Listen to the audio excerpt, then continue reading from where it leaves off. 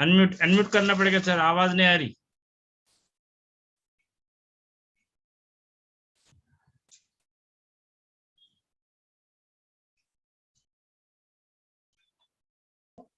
आपको mic unmute करो। जी जी, अब आवाज आई जी।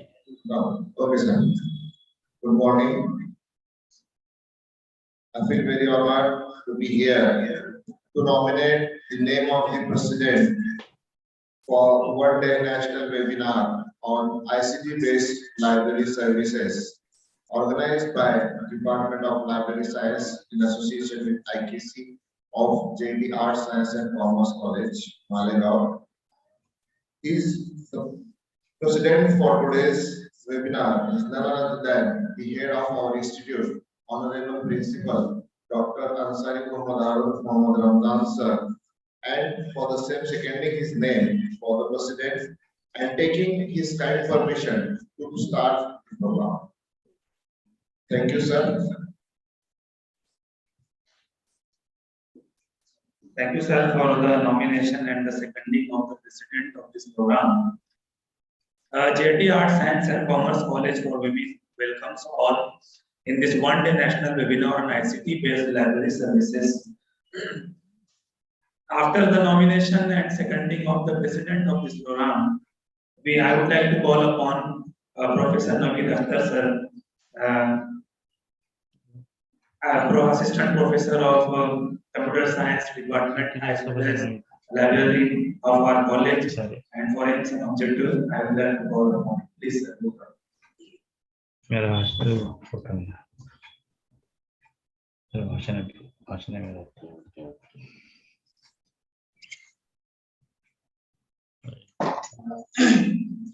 Yeah, National Education Policy of 2020 is bringing about innovative challenges and changes in all aspects of higher education to enhance quality education in the institution. And we know that library is universally acknowledged as the heart of educational institutions. Therefore, it should be changed and updated first and foremost. Keeping this in view, our college management, IQAC, and library together are taking this initiative under the title ICT-based library services, with the sole purpose of increasing more and more awareness of library facilities among students and staff simultaneously. Today, we need to transform everything digitally, and library should not be left behind. I hope this program fulfill its purpose by benefiting the students and teachers. Participants in turn enhance the quality of college library. Thank you. Thank you very much. Thank you, Naveed Akhtar sir.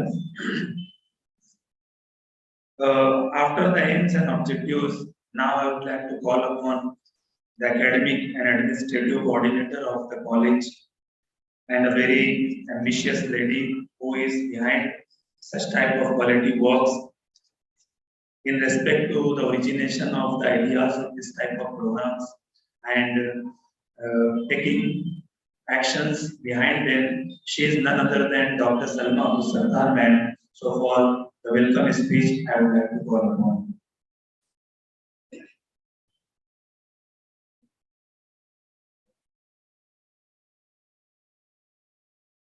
Assalamu alaikum.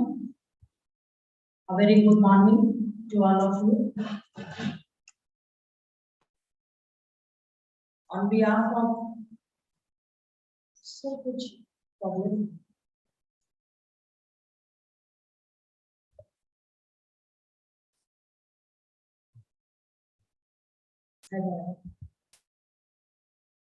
On behalf of J.A.T management, especially Honorable Chairman Alhaj Nihal Ahmed Ansari Sahib, I welcome you all in this one-day national webinar. Dear participants, first of all, I would like to express my sincere gratitude to the J.A.T management, who is continuously giving the financial aid for organizing such type of wonderful activities in J.A.T campus under the banner of IQAC. After that, I am thankful to our Principal Sahib, Honorable Dr. Ansari Mohammad Harun Mohammad Ramzan sir, who is behind all such type of activities. Under his able guidance, we are conducting these activities. We are thankful to you, sir. I welcome you all participants in this one-day national webinar on ICT-based library services. Dear participants, for this national webinar, we have with us the prominent personalities in the field of library and information science. We have resource person from various institutes. We welcome all the resource person. Honorable Dr. Sheikh Mohammad Zubair sir, Librarian, Pune College of Art, Science, Commerce. We welcome you, sir, on behalf of J.A.T management, principal, staff, and students. Along with him, there is resource person Dr. S.A.N. Inamdar Sahib, Librarian, Walchand College of Engineering. We welcome you, sir, on behalf of we all. We are with us Honorable Dr. Nilesh Nagre Sahib, Librarian, MSG College, Malegaon. We welcome you, sir, on behalf of J.A.T management, principal, staff, and students, and all participants. We welcome you all resource persons. For organization of this national webinar, there is a team who struggled hard for making this event into reality. I would like to mention here the names: Professor Ansari Abdul Aziz sir, Librarian, J.A.T Art, Science, Commerce College, along with Professor Naveed Akhtar sir, Librarian and Assistant Professor in Computer Science. Both are committed personalities. They tried their level best to make this event into reality. Along with them, there is IQAC coordinator, Professor Munawwar sir. And under his able guidance, all quality works of the college are running successfully. And this is just beginning. Inshallah, we will reach on the horizon. Inshallah, one day we will get the targeted goal which is set by we people under the able guidance of Professor Munawwar sir.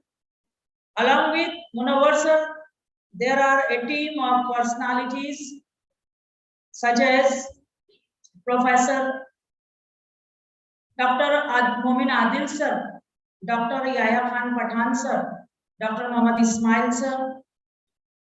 We have with us Professor Sunitra Mishramkar ma'am, Professor Pawar VK sir, as a team members under the leadership of Honorable Principal Dr. Ansari Mohammad Harun sir.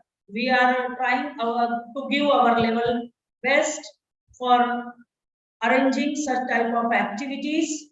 Dear participants, here I would like to mention that this is the 13th national webinar during the academic year 2020-22 from various departments of our college. The dedicated HODs of the departments and their team members organized very well these type of activities, and the support, technical support particularly given by Professor Naveed Akhtar sir and Mr. Momin Abdul Hasib sir. We are highly obliged to you both, because without your support we can't arrange such type of events under the banner of J.A.T College.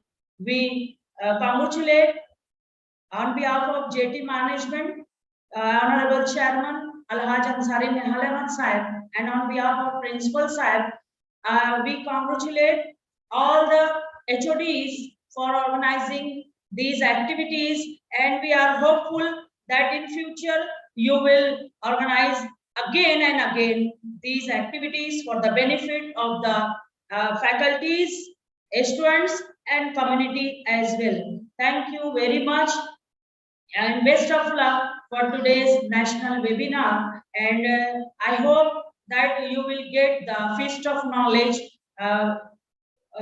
by the speeches of resource persons. Thank you very much. Thank you, ma'am, for your very wonderful and appropriate speech, welcome speech. Now, after that, the moment has come when we are going to hear the head of the institute, and he is none other than the principal of our college, Dr. Muhammad Harun Muhammad Ramzan sir.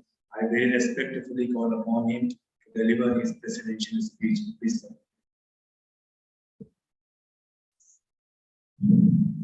Thank you, sir, for inviting me. Good morning to everyone, all the dignitaries, participants and students.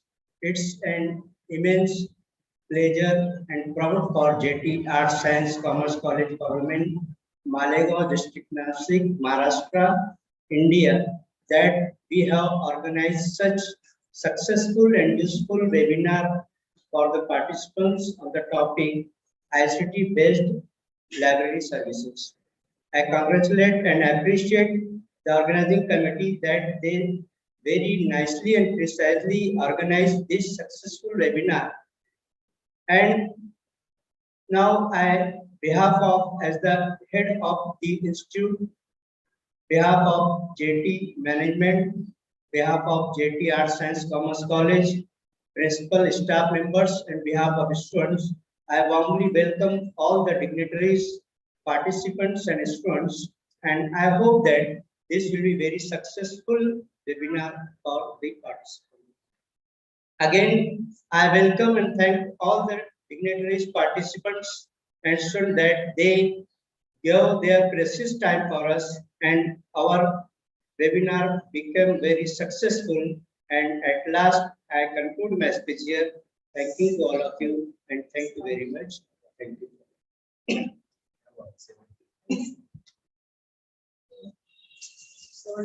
Thank you very much, sir, for your presidential speech. No doubt this program is going to be one of the most qualitative programs. And I hope as the IQAC coordinator that all the participants will be benefited by this program or such type of programs being held in our college each academic year. Now for the last segment of the inauguration function, that is vote of thanks, I would like to call upon Dr. Muhammad Ismail for the same. Please, sir.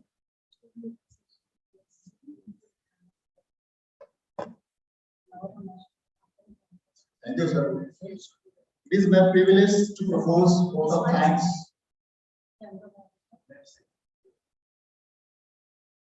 It is my privilege to propose vote of thanks and acknowledge the contribution of organizing committee of today's function. First of all my sincere thanks to Almighty Allah for making today's event a grand successful. Secondly, I would like to thanks Honorable Chairman of J.A.T. Trust, Ansari Nehal Ahmed Sahib, for being with us and always allowing us for such a quality programs. Then I also would like to express my deep sense of gratitude to our Honorable Principal, Dr. Ansari Muhammad Harun Muhammad Ramzan sir, Academic and Administrative Coordinator, Dr. Salma Abdul Sattar ma'am, IQAC Coordinator, Professor Munawwar Ahmed sir, NAC Coordinator, Professor Sunitra Meshramkar ma'am, for spending their precious time with us and adorning the occasion and enlighten us by their valuable speech. I am very grateful to all the faculty members and participants for being with us. And lastly, I also need to mention my deep sense of appreciation to Professor Navid Akhtar sir, coordinator of today's webinar, as well as Mr. Abdul Aziz sir, librarian of J.A.T Art, Science and Commerce College, and Mr. Momin Abdul Hasib sir for their efforts towards today's national webinar on ICT based library sciences.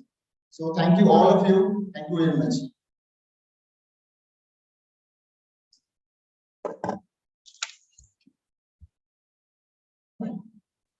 Thank you, Ismail sir. Dear participants, now our inauguration session is over. And now the first session starts by our very honorable resource person, Dr. Abdul Majid Nizamuddin Inamdar. In his brief introduction, I would like to share with you some of key features of his educational experiential life. First of all, in his educational qualification, he has completed MA, PhD in Library Sciences, then MLib and Information Science. He has so many and varied experiences of his working in different institutes as librarian as well as other members of the college. For example, he has worked in the Walchand College of Engineering, Sangli, then developed the library maintenance software for WCE library and worked on it to computerize all library activities. Then he has worked in Microsoft Office, Windows and web-based software.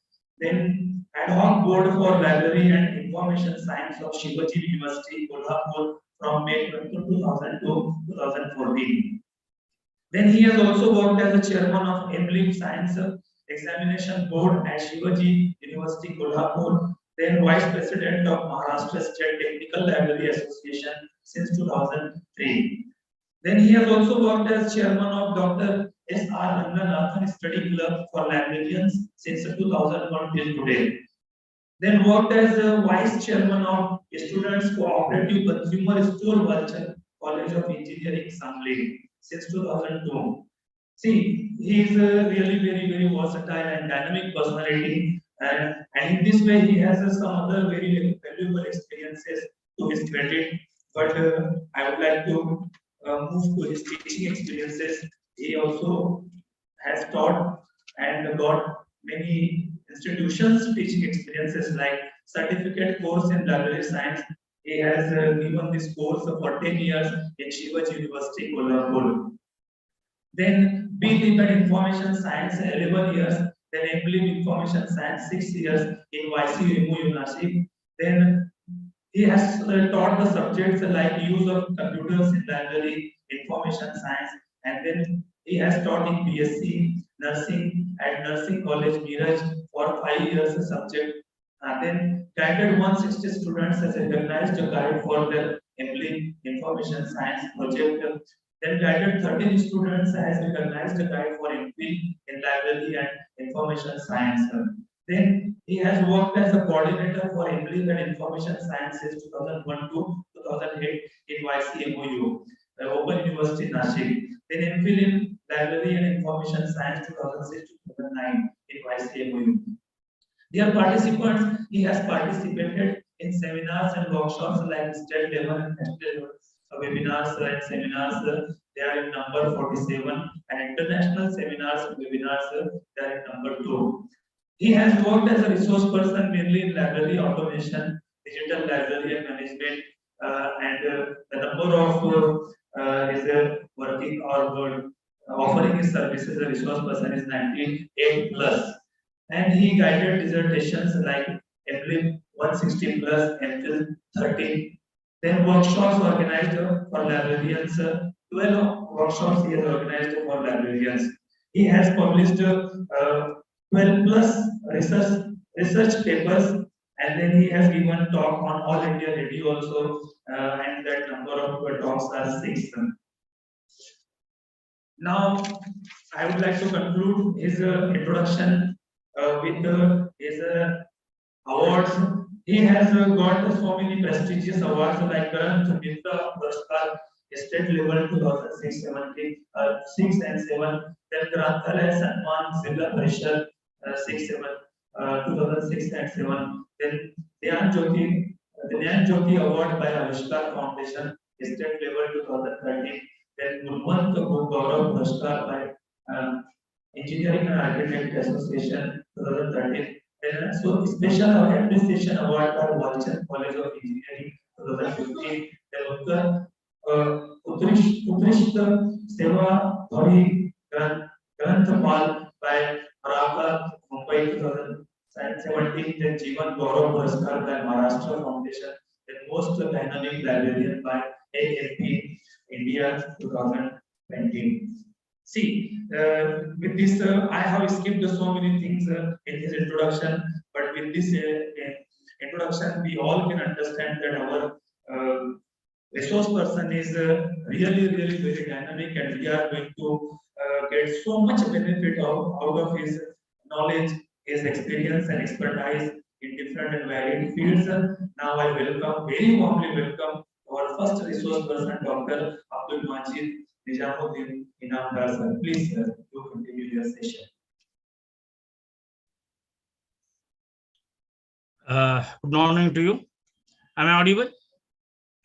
Hello? Am I audible? You are audible. You are audible. Okay. At the outset, let me express my heartfelt thanks to Honorable Ansari Nihal Ahmed Harun Sahib, the chairman of J.A.T College, J.A.T Trust, Honorable Principal Dr. Muhammad Harun Muhammad Ramzan Sahib, Honorable Dr. Salma Abdul Sattar Sahib, IQAC Coordinator Professor Munawar Sahab, the organizing committee head Professor Abdul Aziz GM, ex-librarian, Professor Naveed Akhtar, and present librarian and the lecturer in the computer science. I also express my heartfelt thanks to Sheikh Muhammad Zubair Sahab for suggesting my name to this institute to give an opportunity to interact with you people. And also I thank Mr. Nilesh Nagre sir to coordinating this and attending this program.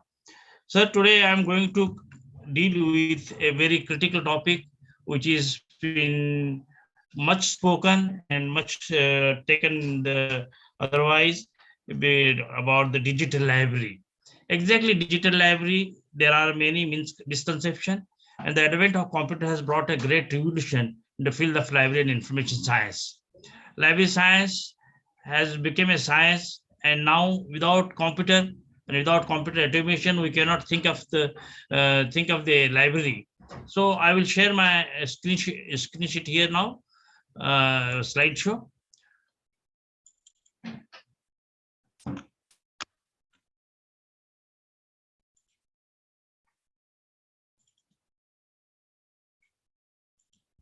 Sir, your slides are also visible, sir. Visible. Oh, thank you. So I am going to deal with a topic: need and development of digital library. As I told you that there are many misconceptions about digital library. People think that if they take internet connection and they are now develop the digital library. It's not so. I'm going to clear all aspect of digital library and how a digital library can be asserted. So just go for motivation. What is exactly motivation? The future of library is that the future of the library is that there is no library, at least not at the work we today. It means there is a changing scenario in the field of library info science. What we look the library today will not be tomorrow's library. And second motivation, is it true that we have to take it very seriously? We have to take it that exactly what we are thinking is really it's so. Just a minute. So digital libraries cannot possibly replace the environment of physical library, as we still like to see and browse reading material physically and get attracted more to read this. In the instant of why I'm telling you, because people are talking much about digital library and digital versions, but still we people take some time to change our attitude to read the digital material. there was always people talking about people have lost their reading habits, but I am against that. I feel that people are still reading, but that they have changed their media. Instead of reading papers, they are reading the digital material, digital version screens. So even we're talking in this way, this is the digital libraries cannot possibly replace immediately. It will take some time. Slowly, we are going to be change this facility. One cartoon was published in the April 2005 in the Google Impact of Libraries, and this cartoon will declare that it is very funny cartoon. A person come to library, is on the librarian desk and asking, "Sir, this is I want a book." So the librarian saying that, "Sir, this is a library. If you want a book, go to the bookshop." Means library will be there. Will be it is a dream shown by this Google that in future libraries books will not available there. Only digital data will be there, and computers and the digital formats and digital documents will be available in the library. Books will be available in the bookshop. I'm not believing in that, but just I showed it because such type of dreams has already been seen.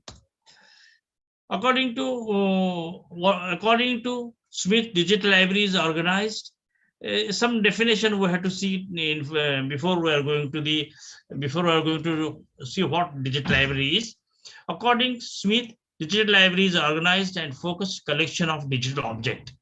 It is much more than a just randomly accessible assembled collection of a digital object, although it retains service qualities of traditional libraries.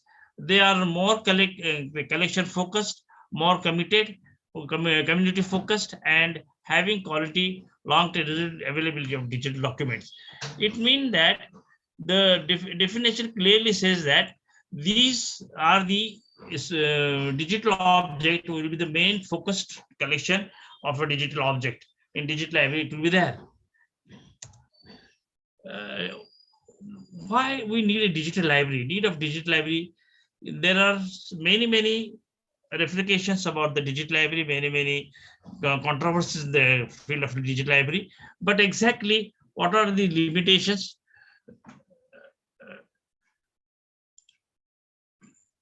Just a minute. Something.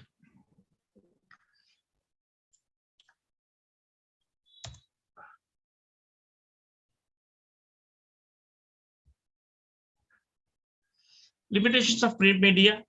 It's the first and foremost difficulty of nowadays. Need of prevention of literature available in different formats. It became very sensitive problem in the libraries to maintain and preserve the literature available in the different formats, and it became very difficult to, because the media which are used for preserving the such literature as a palm tree and then these manuscripts, it's very difficult now. So people are turning to the digital library. Need of having single platform for using literature available in different languages. It is another very good significant need of the digital library, that having single platform for using literature available in different languages. Next is difficulties to using literature published on internet. It is another characteristic of a digital library, that difficulty is using literature published on the internet. In the conventional libraries, it became very difficult. Need of producing literature through local intellectual assets is another need of digital library, that the material, the literature, the documents produced by the local intellectual assets, we can keep it easily on it. It need not be published. There is a simple comparison between traditional library and digital library. Roughly, we'll go through it. The traditional library versus digital library is exactly what it is. Print or partially digital collection is in the traditional library, because when we're talking about digital library, our majority, 99% libraries are hybrid libraries, where printed and digital both material are available. So in the traditional library, this material, print and partially digital material will be available. But in digital library, all resources are in digital format. When we talk about digital library, each and every aspect, each and every document must be in a digital format. If there are some formats in a print format, it cannot be a digital library, it will become a hybrid library or a traditional library, which we call. Individual objects are not directly linked with each other. In the print library, or we call conventional library, the individual objects are not directly linked to each other. Two books are not connected to each other, two documents are not connected to each other. But in the digital library, multimedia and fractional objects are well linked internally. They can link to each other and they can be connected to each other. They can be interface each other. So it will be very easy to browse it.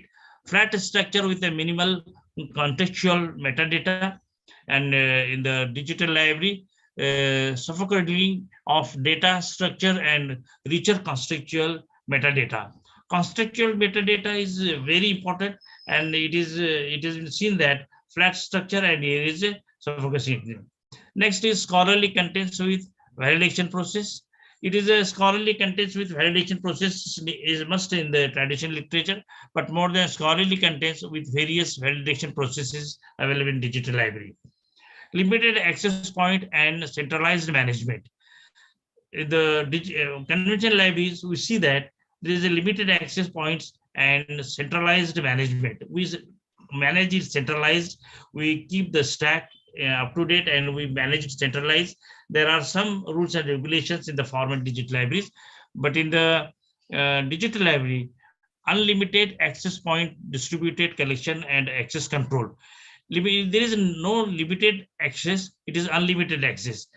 You can understand the importance of digital library because in the conventional library, we have limited access. Only our members, only our co-members, only our life members and the types of members are able to browse the library. But digital library, there is no such limitation. There is an unlimited access point to distributed collection and access control. So in what we talk about, the free flow of information can possible in the digital library. Physical and logical organization correlated. In the traditional library, physical and local organization were correlated. They are related to each other. They can be correlated. In virtual and physical library, logical organizations are available there.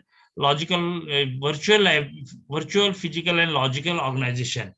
You can see the difference between physical, and logical organization correlated, and in the digital library, virtual, physical, and logical organization is there is organization. So it is more characteristics than the digital library. One-way interaction. Traditional library, it is a very great limitation on the one-way interaction, and in the digital library, we have dynamic of real-time dialogue. You can contact a single time many people, and you can share your documents to many people at a single time. Whereas in conventional library, we can share or we can interaction with a single way interaction only. When we issue a book to the reader, it goes to him only, no other can use it. But in digital format, a single document can be used by thousand people at a single time. It is the beauty of digital version. Free and universal access. Traditional library, free and universal access, free as well as fee based. Here somewhat controversy is there, but free and universal access is it is in the traditional library. If a library think that my library is open to any person of any citizen of India or any citizen of the globe, then it can be free and universal access. But digital library can be free and also it can be fee based. Similarly, we can in the traditional library also charge some fee to outside members. So it is somewhat a rough comparison between traditional library and digital library. So just we will think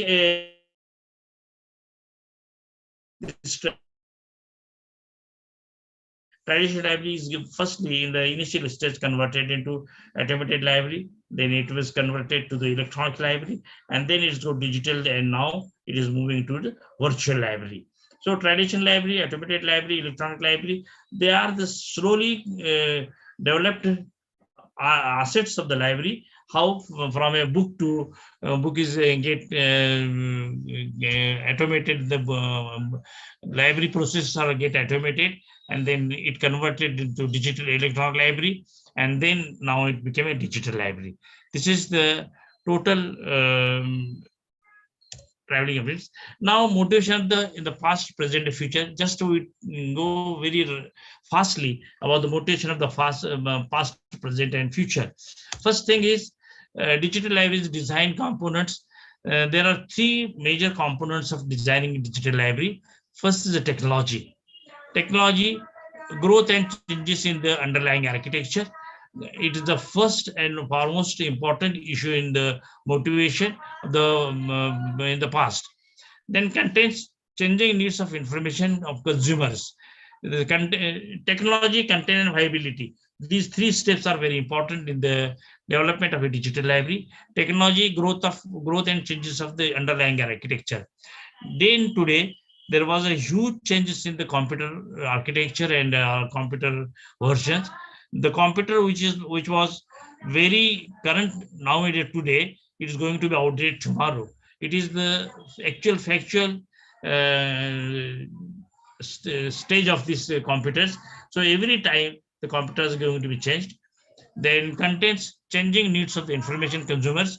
It is a very important to see that the consumer, how now library readers became consumers, and their needs are changing very fastly. Why? I are going to see in the next slide. Viability. What are the drivers and obstacles of the development? Is the first viability, and second is looking for the point of view, commercially viable developments in the technology. These are the three issues we are going to discuss in the next slides.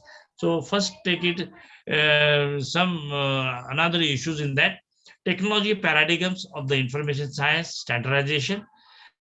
Issue of enhanced reach, redesign of internal process, and push framework. These are the three major standards change in the technological paradigm and information science standards. The issue of enhanced reach, redesign of internal process, and push framework. On the best of the three issues, the next problem arises: the investment in information technology. Investment velocity of functional effectiveness, rapid change in the technology, returns of investment, and most important is cost-effective analysis. When somebody is investing some amount, he or she must be very curious to think about this cost-effective analysis. What we are investing and what returns we are getting, it is the most important. Before developing or establishing a digital library, one should think on these frameworks, these some technical paradigms and investment in information technology, so that he will get a clear idea to how to develop or establish a digital library. So take it, focus on the three major changes happening in the information landscape. First is as I told you, it is the change in technology architecture. I have already told you that there is a very fast movement, developments in the technical architecture, conceptual change in the internet. Day to day, there are many huge changes in the internet and internet services. What we are getting today, tomorrow we will get it, or no, we will not get it, or we will get some more thing that is happening in the internet area. And conceptual change in the data storage. Remember, in the initial stage when computer was there, a huge CD or huge DVD or a floppy contains very small size of data. But nowadays, on a small pen drive, n number of GB data you can store on that. It is the conceptual change in the design of data storage. These things are to be considered while you are developing a digital library. Next is changing users' demand, increase in range. Because of this interdisciplinary subject, there is a very fast growing biology, biotechnology, bioengineering, biosciences, this bio camp. The interdisciplinary subject are a very good number they have extended, and now a reader need information very fastly. And I'll let me mention here that one time when we are providing a reference service to the readers, we are giving just referring the service, we are just directing the readers to the document. But nowadays, we're supposed to provide a referral service, means pinpointed information. We have to collect the data, make a file and send it immediately. So reader have no time at all. They will happy if they get information in consolidated information very fastly, very instantly. They are not going to wait for that. They need the information at their fingertips. So transaction of knowledge domain became very important issue nowadays, and we're supposed to extend our services very fastly to the readers, and this is only possible because of this. Just a minute. Because of this it is happening. It one just a minute, there is some problem. Transaction of knowledge domain and interdisciplinary subject is the another one. We will go for next point. It is the focus on the business aspect of digital libraries. Focus on business aspect of the digital library is another very important issue, and it is a landscape where we have to more concentrate before opening this, before establishing the digital library. Open software is another thing to get considered. Investment of dilemma. Always we are in dilemma in its investment. A roadmap of financial and physical library development, and digitization of what? Exactly, I would like to focus on the digitization of what? Unfortunately, many administrations, many managements, and many principals or the higher authorities direct the librarian to digitize our whole library, but we cannot do it. There are IPR issues, there are copyright issues. We cannot violate the copyright rule, because if you violate the copyright rule and it is assessed by some authority or some IPR authority, you will be hanged. Definitely, you will be in trouble. So I suggest all the librarians and management only we strictly follow the Copyright Act, strictly follow the IPR issues, and digitize the material. Now, fortunately, there was a very good amendment in the IPR issues that if you have a single copy of a book and it is needed by in more number of the students or readers, you can have its copy on the intranet, scanned copy intranet, with a permission with the author or publisher. You're supposed to write the publisher if the book is out of print or out of market, or in any case, if out of the market, you cannot digitize it. But if it is out of print, you can digitize the permission of the publisher. You're supposed to write that either you supply the book or permit us to digitize the book for our internal use only. No other member can see it. Only your college member can see it, and you can keep such book on your intranet, and you can give services. But it is up to some limitation only. It is very risky also. Somebody copied it and get it outside, then you will be in trouble. So while digitization in the digital library, only open source digital material or licensed digital material which you have purchased can be stored and can be accessed, and it can be service can be extended. Please don't try to digitize our regular textbook or published textbook with copyright. You will be in trouble. So always I receive many phone from the many principals and right, so we want to digitize our library. We cannot digitize it. Digitization is some limitation. Only and in the framework of the IPR issues, we can digitize the material. If and in India, if author expires after his 60 years after his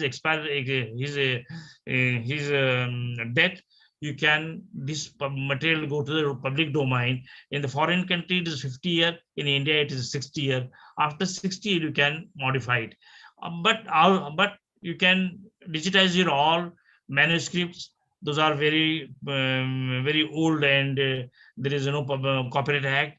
You can digitize some material which is known as a grey literature, and because since it is a free of charge, such material can digitize, but copyrighted books cannot be digitized. Keep in your mind. What is a digital library? Again, we are going to see a small, now it is not actual definition, it is a description of a digital library. A digital library is a library in which collection of stored in digital format and opposed to print, microphones or other media, and accessible by computers. The digital content may be stored locally or accessed remotely via computer networks. A digital library is a type of information retrieval system. It is not more than it. Digital library means just storing your material on your server, high-end server, and retrieving the information as per your requirement. The fundamentals, why digital libraries, why digital libraries is another question in the mind. And the fundamental reason for the building a digital library is a belief that they will provide better delivery of information than that was possible in the past. Traditional libraries are a fundamental part of a society, but they are not perfect at all time. Can we do better? Therefore, we need a digital library. If we want to give proper services, faster services, and uninterrupted services to the readers, we have to go for digital libraries. My friends, after 6 o'clock, our library has some time. Each and every library is defined their opening time. Some libraries are open from 7 to evening 7. The different times are there. But after this time, the library is locked. So leader is upheld. But in digital library, if you keep your server on, this library can be open for 24 hours. It is the best and very foremost benefit of this digital library. You can keep your digital library open for full day, round the clock, around the year, around the months, and you can extend your services. Those are available on your digital material. They depend upon your digital material to your readers. It is a very big issue nowadays, because researchers and students, many researchers and students are engaged with their academic work in daytime, but when evening they want to refer the library, we have closed the library, because we have also some limitations. We cannot keep our library 24 hours open due to the staff constraint. I mean, there are many constraints in library. So this is another advantage of digital library. The print material can be issued in daytime, anytime, but the digital material can be accessed 24 hours around the clock, and the students get benefited it. So we need a digital library. The digital library,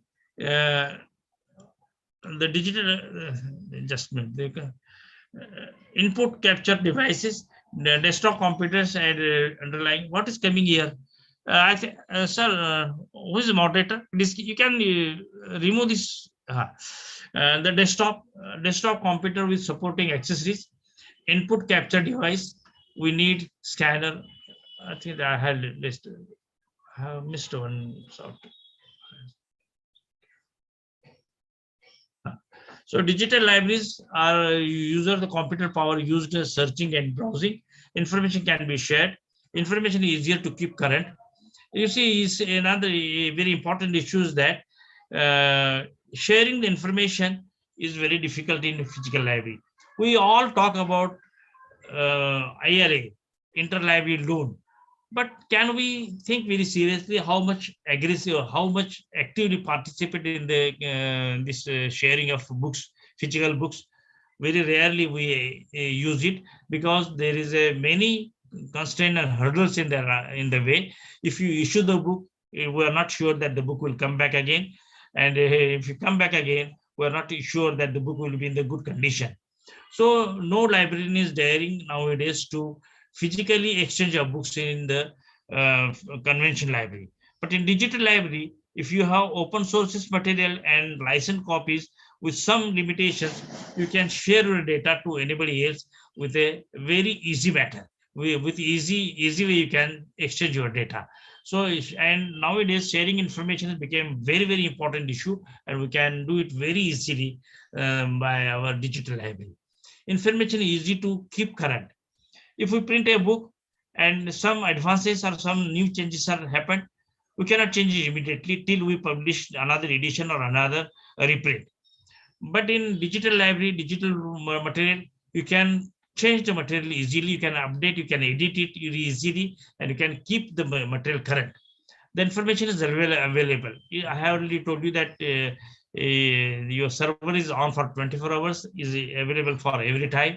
The students can use extensively, students can use it. Electronic storage is becoming cheaper than paper. Storage is another problem in the library. We always talk about the less space in the stack, about stacking the books. Those are come very early, and therefore we are organizing, or we are going through this reading out process, and then we remove some books, old books, and give the new books.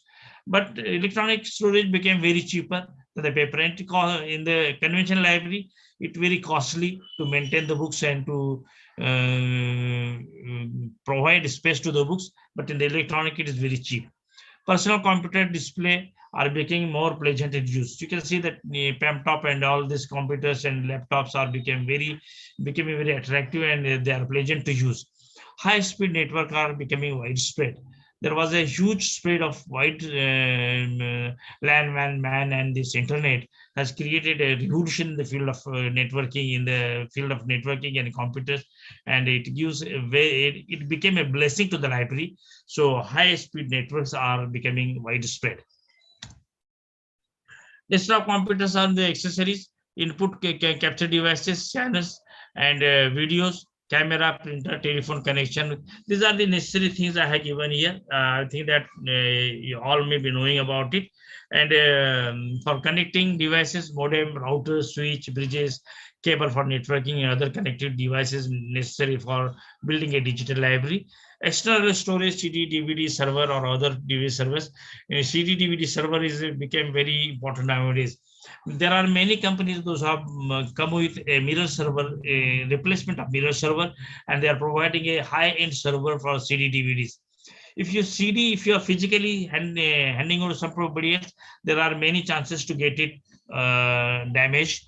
But if you keep its image on a CD server, and this beauty of the CD server is that physically one CD can be shared to one readers only, but CD server, the image can be used by 100 people at a time. So it became very easy to, the data which we have on CDs and DVDs, we are getting much more data and CDs and DVDs and pen drives. So such data we can keep on server, and we can exchange anywhere without any bindings and without any limitations. So UPS uninterrupted power supply is another very useful, because there is a power cut in our nation. Still there is in the urban area, there is always power cut, and the power goes, our digital library became hampered. So we must have at least 6 to 8 hours uninterrupted power supply connection UPS. Those will support for our library to external services, to give a services without interruption. Digital library software which carries all the functions of the library users friendly manner.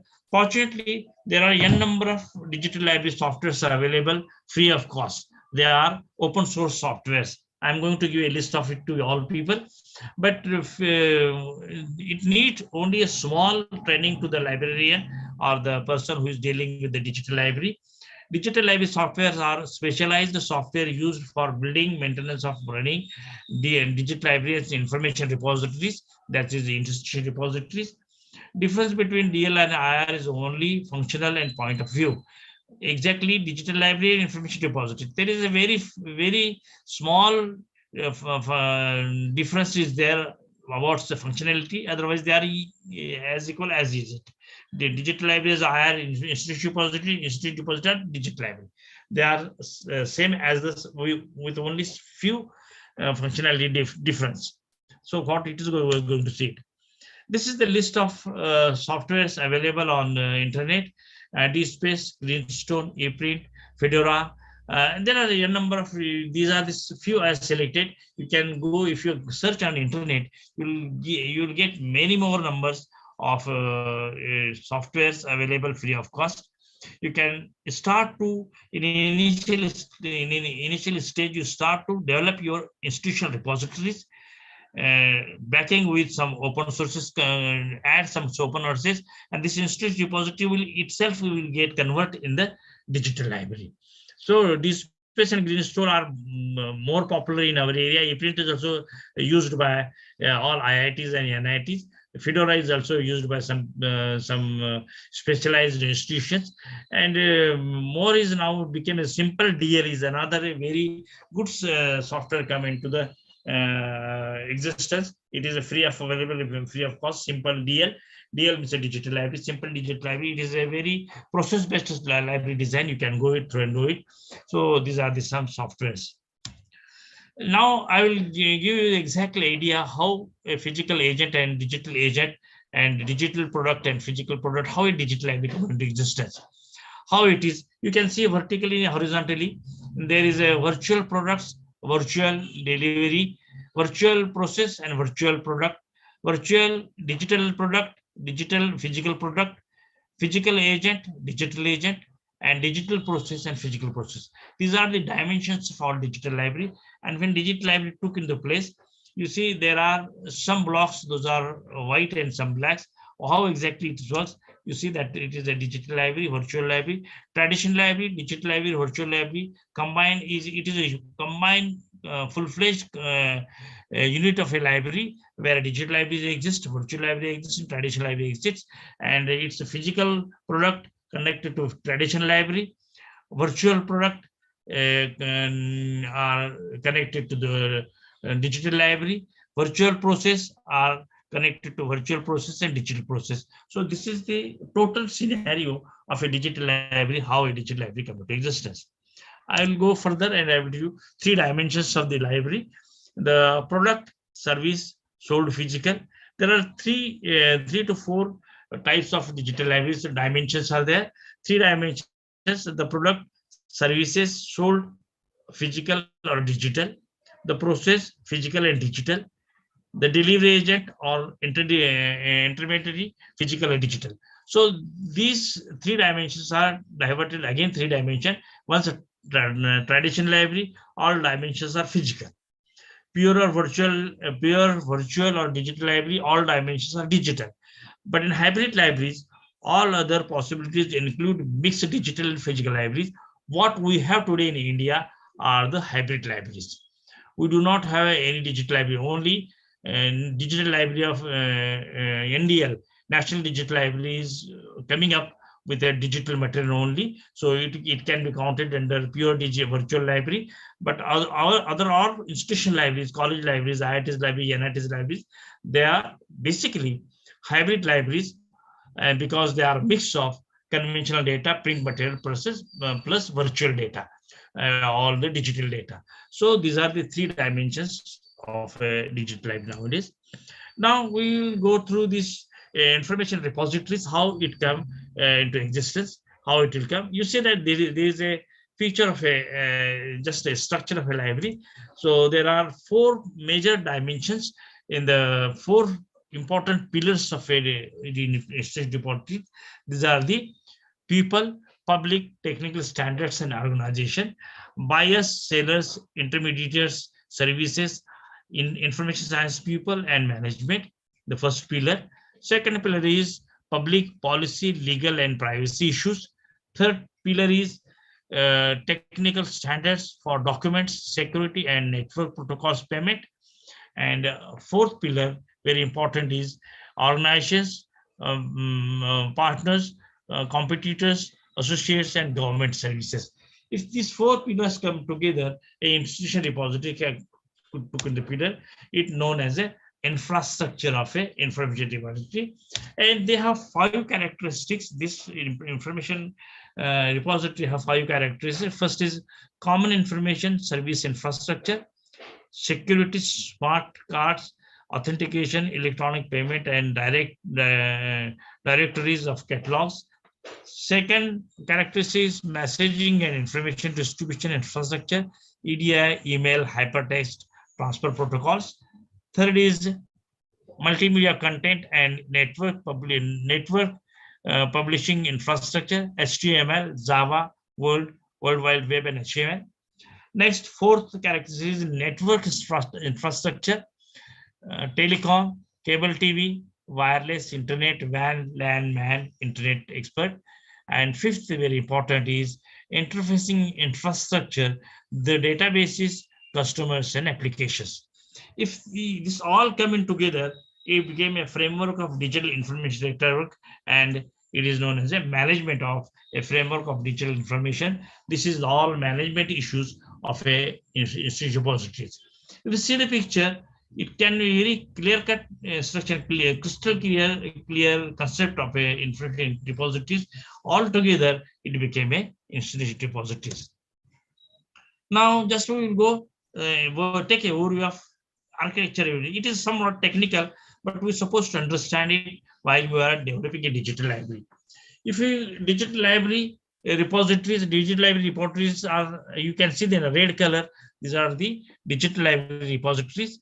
They come to the selection and metadata remediations, and OAI and PHE and etc. Aggregated metadata store became a central place of it. It diverted to web portal, SUR, OHA, PHE, data PMS, and data provider, and other protocols are IPI is and local tools and services. This is the total architecture overview of digital library. PMS is protocol for metadata harvesting. SRU is signals recognition units, and AP is application program interface. This is the total scenario or architecture overview of a digital library. So let us come to another point, how a digital, why and how the digital library can be done. There are two major aspects of components of a library when we talk about it, is a library and user. First is users. When we took user side, there are users demand are changing, variety and repository responsiveness is a major issue nowadays. And other side, when libraries, resources are becoming distributed and print becoming more costly. So these are the issues we face day to day in the library when we are facing the library problems or management. So exactly what is going to happen now, it will change into the new some era we have found it out, that is known as the internet.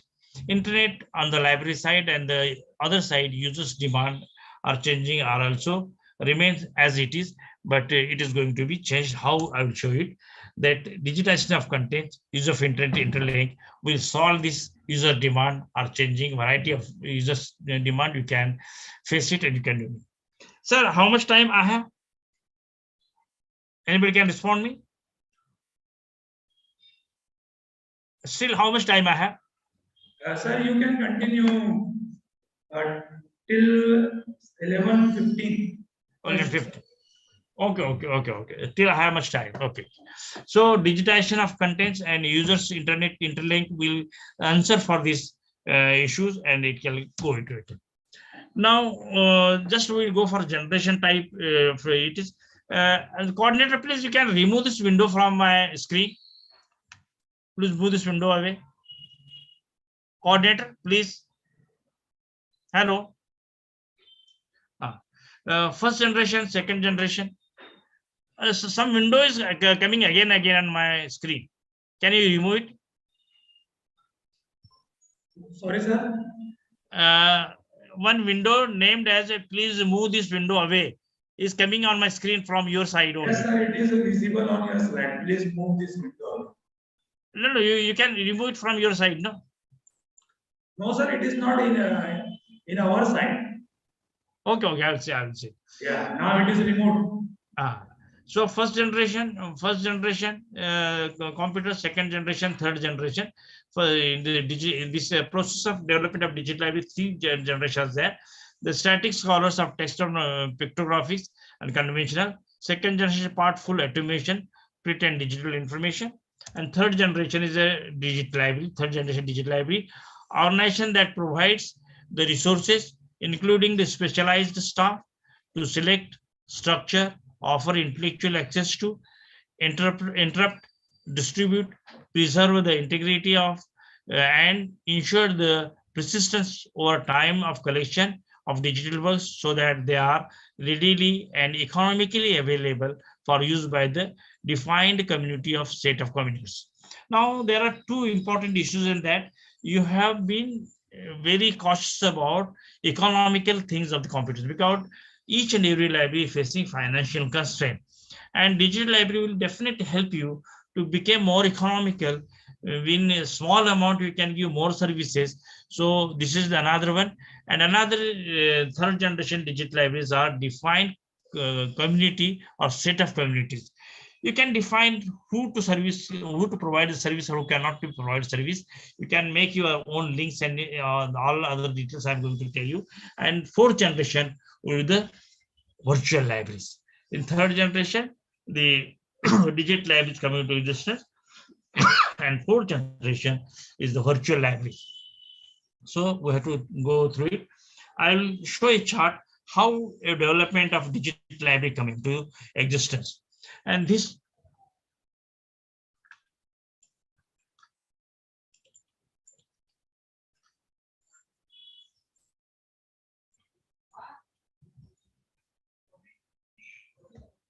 you see a chart from 1960 to 12. I have taken a chart of this development of this.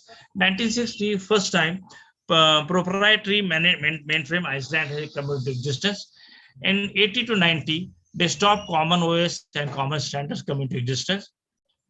90 to 95, OSI, TCP/IP, client server HTML taken place and taken birth and come into existence. 95 to 97, internet distributed knowledge come to existence. 97, the XML exchanges, groupware standards process and a standardization took place.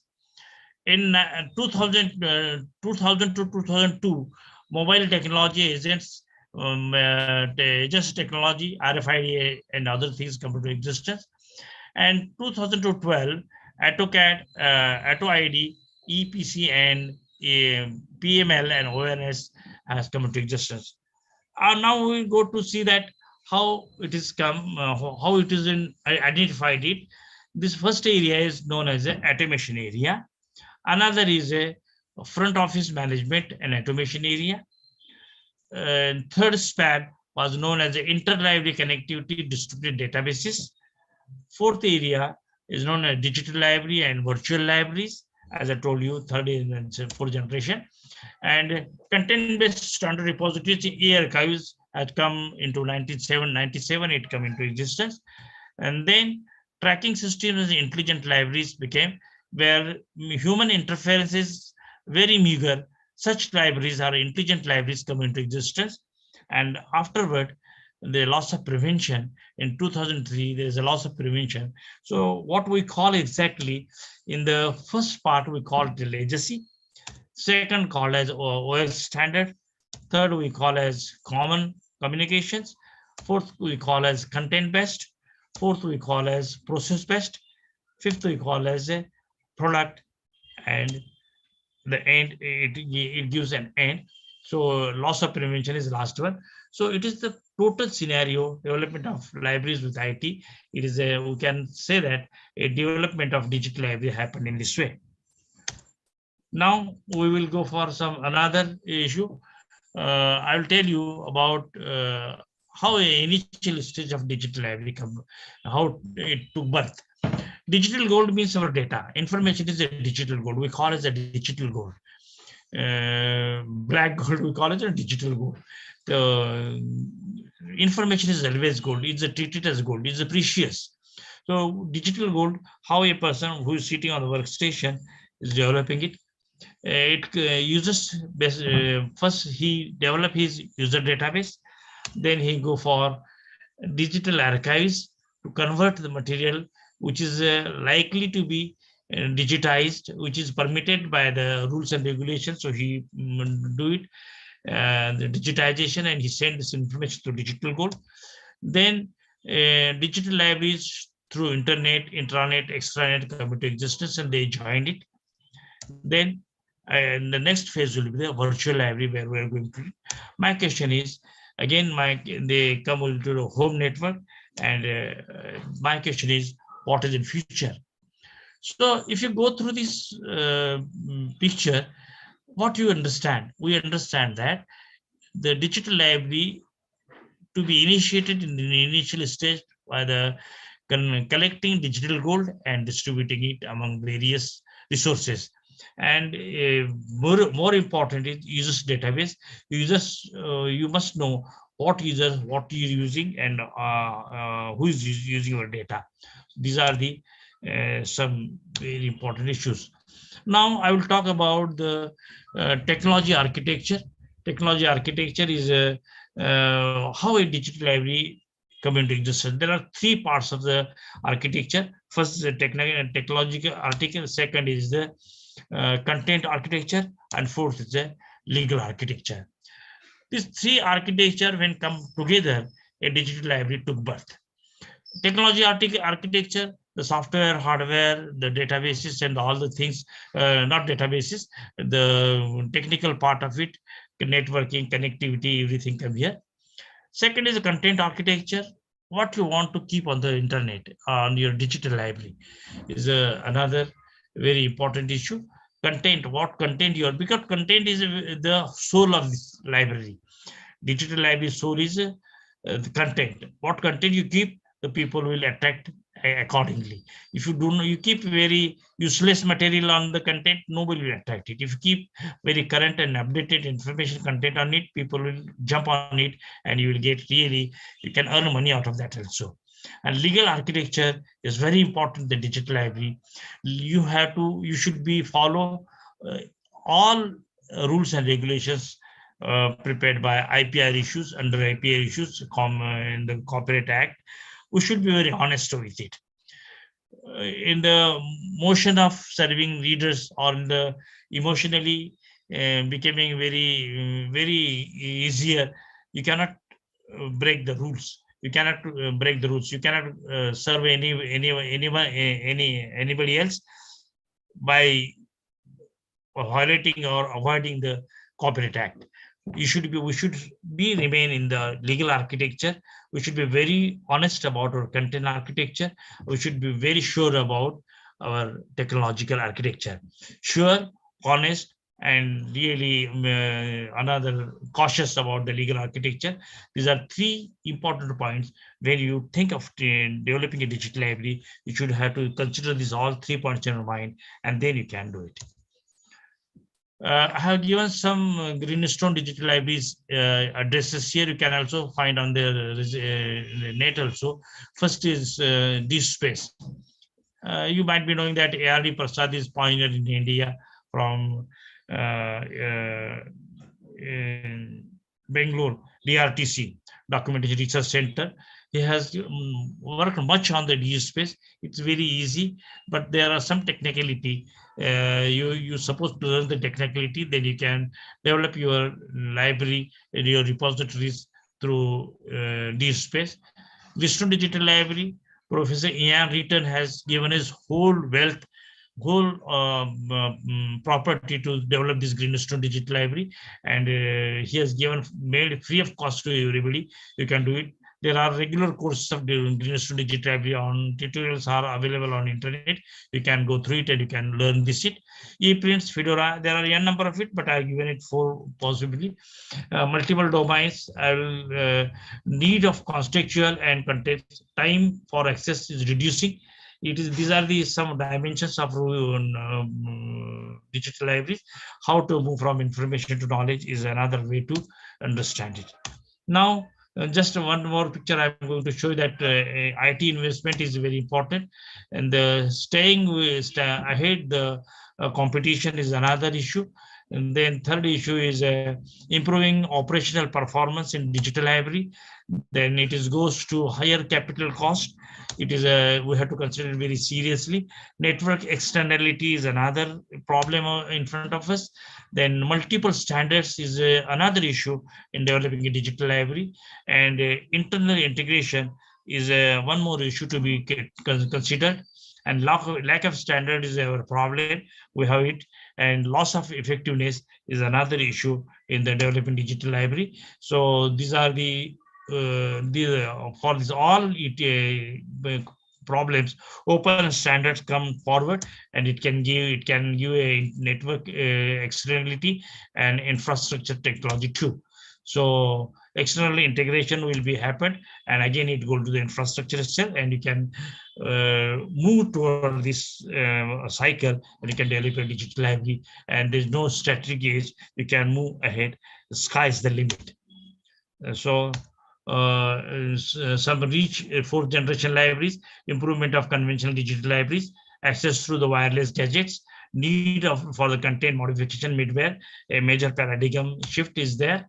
Then content delivery through direct access to device wireless capabilities, shortage and long range communications, and removing last mile problems is another issue. Thinking beyond it, new protocol of user driven libraries. User driven library means library students will not come to the library. You're supposed to go to the doorstep the students. You're supposed to give it data mining, business intelligent tool integration, data harvesting, RS fields. We have to think very seriously. There are some protocols; those are very important for developing digital library. I will keep this presentation with the coordinator. You can take it. And dilemma of the digital budgets is another one. Publishers commonly. I will hurry because I think that my time is going to over. Legal, individual, organization, traditional libraries, education component. These are the components to be considered very seriously while developing digital library. I have told you that the national digital libraries of India have come very powerfully, and it's very useful library. Each and everybody try to use the digital library to extend the service to your readers. Disappearing generation of library, digital natives, that is a father asking the boy to give do its websites, and boy saying that you do my homework. It is a very funny picture I have shown you. It is a disappearing generation library, and digital natives is coming today. Boys are taking education through internet, and these our very huge and very attractive libraries are going to be supposed to be, they are going to disappear. As a librarian, we have to be very cautious about it. That last scene we have seen, workshop seen last 8 seconds ago, but people seeing last 8 months ago the books. We have to change it. It is my sincere request to all librarians to work on that issue. That WhatsApp is also a powerful social media networking and social media information provider, but books are more precious, more authentic, and more honest. So we have to attract the people to our books. One message I wish to give to the all librarians, that try to aware your members, your students, to not to addict became these social media gadgets, that from YouTube to Twitter to Facebook to all these gadgets, those are available on internet, social media available. People are making more addicted of that, and they are not coming, not attracting to us much to book. You're supposed to attract these people to books, and not because social media is always what it is. I will show one cartoon here, the truth of social media. One young boy was asking a question to her beloved at the other end, "Hi dear, please upload the picture." At the other end, not his beloved, but some housemaid is sitting, and she's saying that, "Sorry daddy, daddy is here, I will provide later." It is the true picture of a social media, how heavy cheating is going on the heavy media, and our young generation is becoming addict of this. And while we are providing a digital library, we should make aware them also that social media is not a true picture. What is available on social media is not truth always. We should not believe it, and we have to give this idea. And about the information privacy, this cartoon is published by Google. A person who is committed a sin go in the confession box and say that, "Father, I have sinned it." Father has already seen on a Google and say that, "I know it." Means what you're doing is always coming to the social media, and you cannot, there is no information privacy such as everybody becoming open. And my question is, the last question is, whether this digital media and all this computation automation can help a librarian or help the librarian in some or other way. There is a huge burden of database and data material on the librarian. He's always carrying this, and the always user is scrambled, and he's always using it. So it is my question to all the people: can we change the scenario of a librarian's position, and he can be more happy and is it? So I end here my exhibit here. I think that I have committed my I have taken 5 minutes more. So please, if you have any question, you may ask me. Coordinator, you can coordinate the question and session if the people have.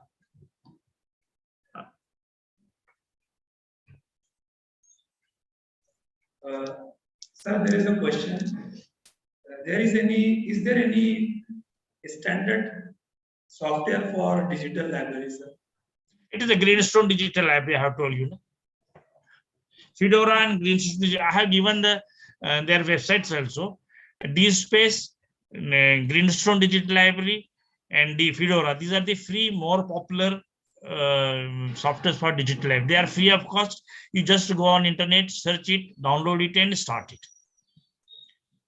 Okay, sir. Thank you.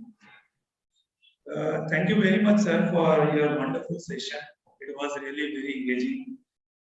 Due to your very eye-catching and eye-opening slides, images, everything was really very much appropriate one, sir.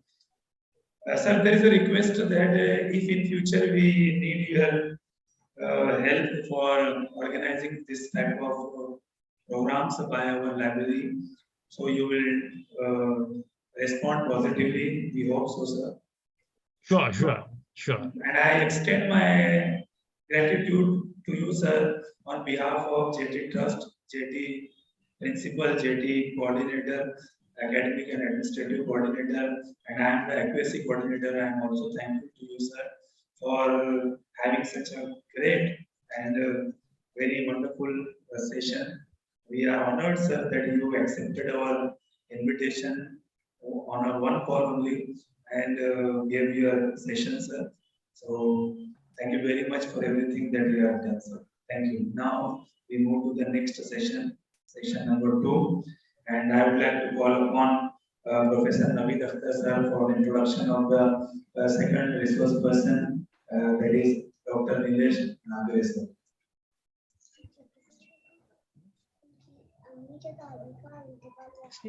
Thank you very much, Nanda sir.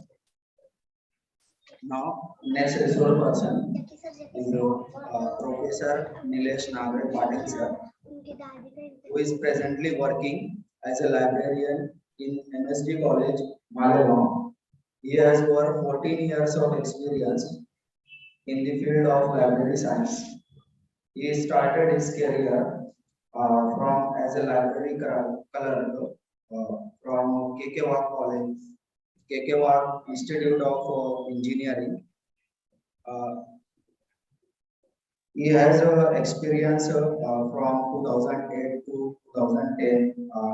Worked as a library clerk in KKWAC Institute of Technology, and from 2010 to 2013, he worked as a librarian in Sandeep Institute of Engineering and Management. And after that, he worked in KBH Law College, Malegaon, as a librarian from the year 2013 to 15. And he has a 1 year of experience in NGV's Art Science and Commerce College, Samdani, as a librarian. And recently, now is a librarian, or you can say head librarian in MSD Art Science and Commerce College. We have published 12 research papers in various reputed journals and also presented in national and international conferences. Published in various reputed journals. He did work on project named Design and development of thesaurus of library and information science education. He has a interest or vast interest in library automation, application of information technology in profession.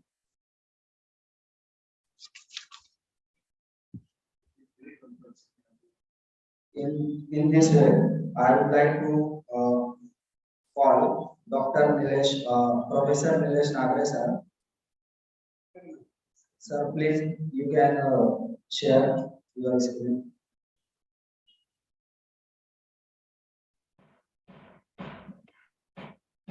Hello. Navi sir, may I audible?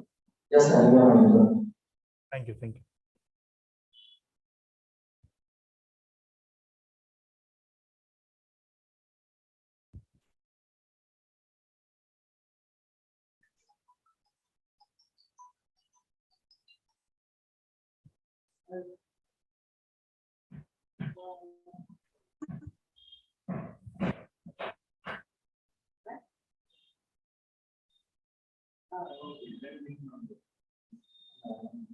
Okay. My screen is visible.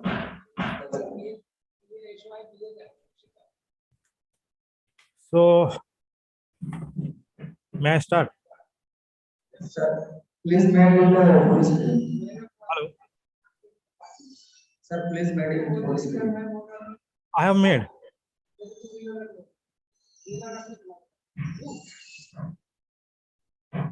Is it visible? Yes, sir, you can start. Okay. Okay. Thank you, Navi sir. First of all, I would like to thank the management of J.A.T Trust, Honorable Principal of J.A.T College, then Honorable IQAC Coordinator, Professor Munawar sir, Academic and Administrative Coordinator, respected Honorable Dr. Salma ma'am, our colleague and our guide and my guide also, the ex-librarian of the J.A.T College, Professor Abdul Aziz sir, and Professor Navid Akhtar sir. First of all, I would like to thanks all the organizing committee of this national webinar for giving me this opportunity to share my knowledge with all the scholarly participants and in front of respected Inamdar sir.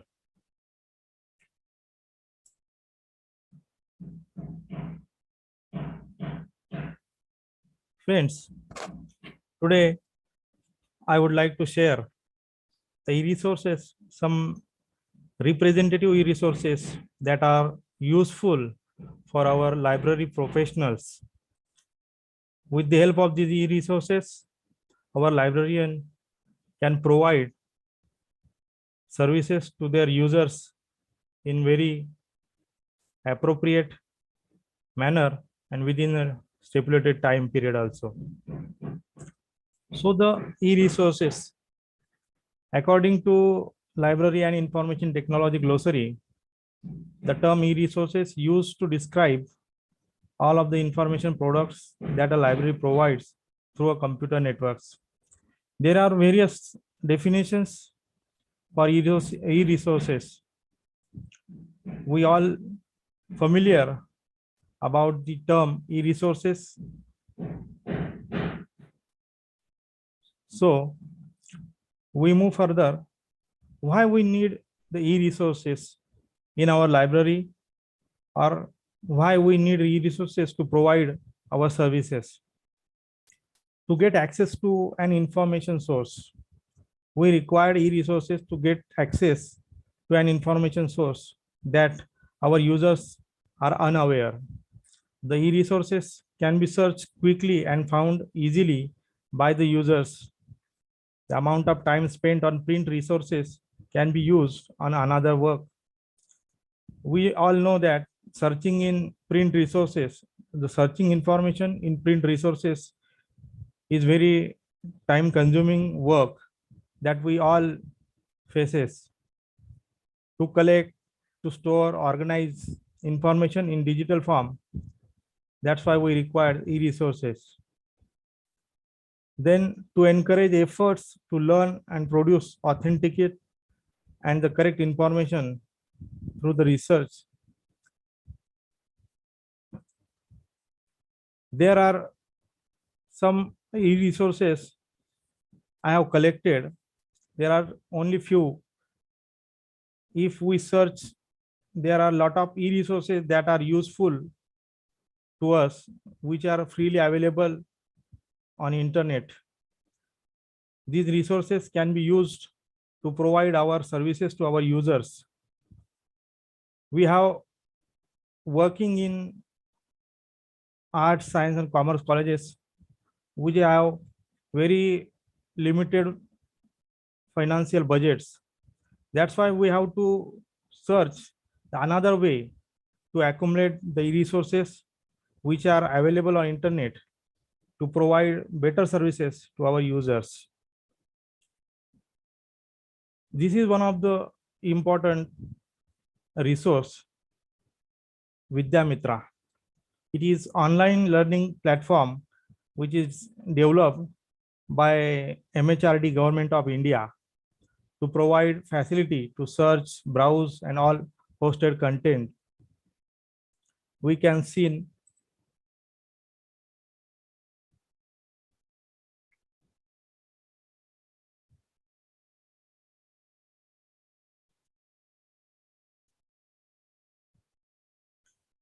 this is a Vidyamitra gateway.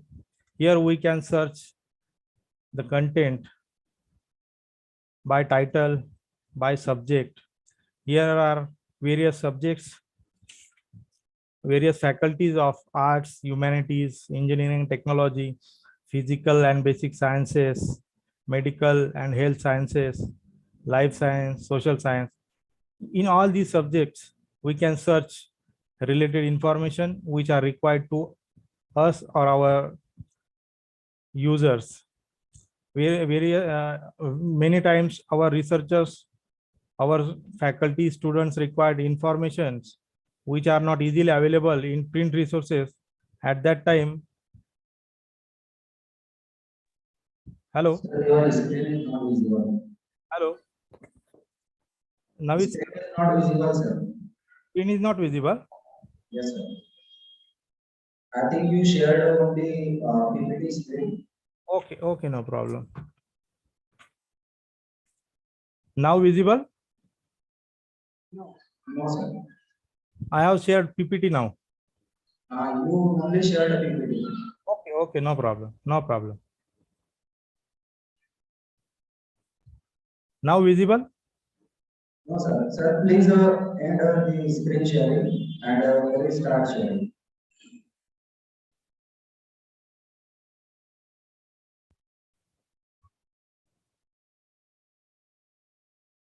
This screen is shared by you.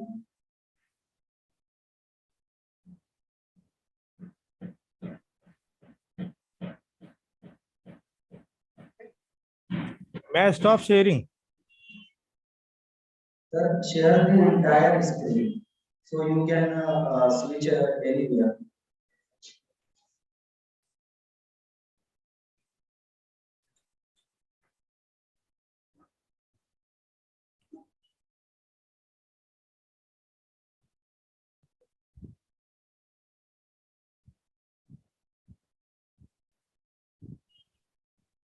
Now visible?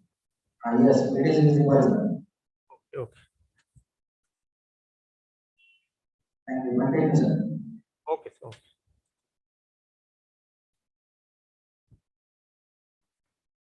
then another platform that e-resources is a Swayam. We all know about Swayam. Various courses and various e-contents are available on Swayam platform, which is also developed by MHRD Government of India. In this platform, Swayam provides various learning resources to all various courses, which are also required for our academic purpose.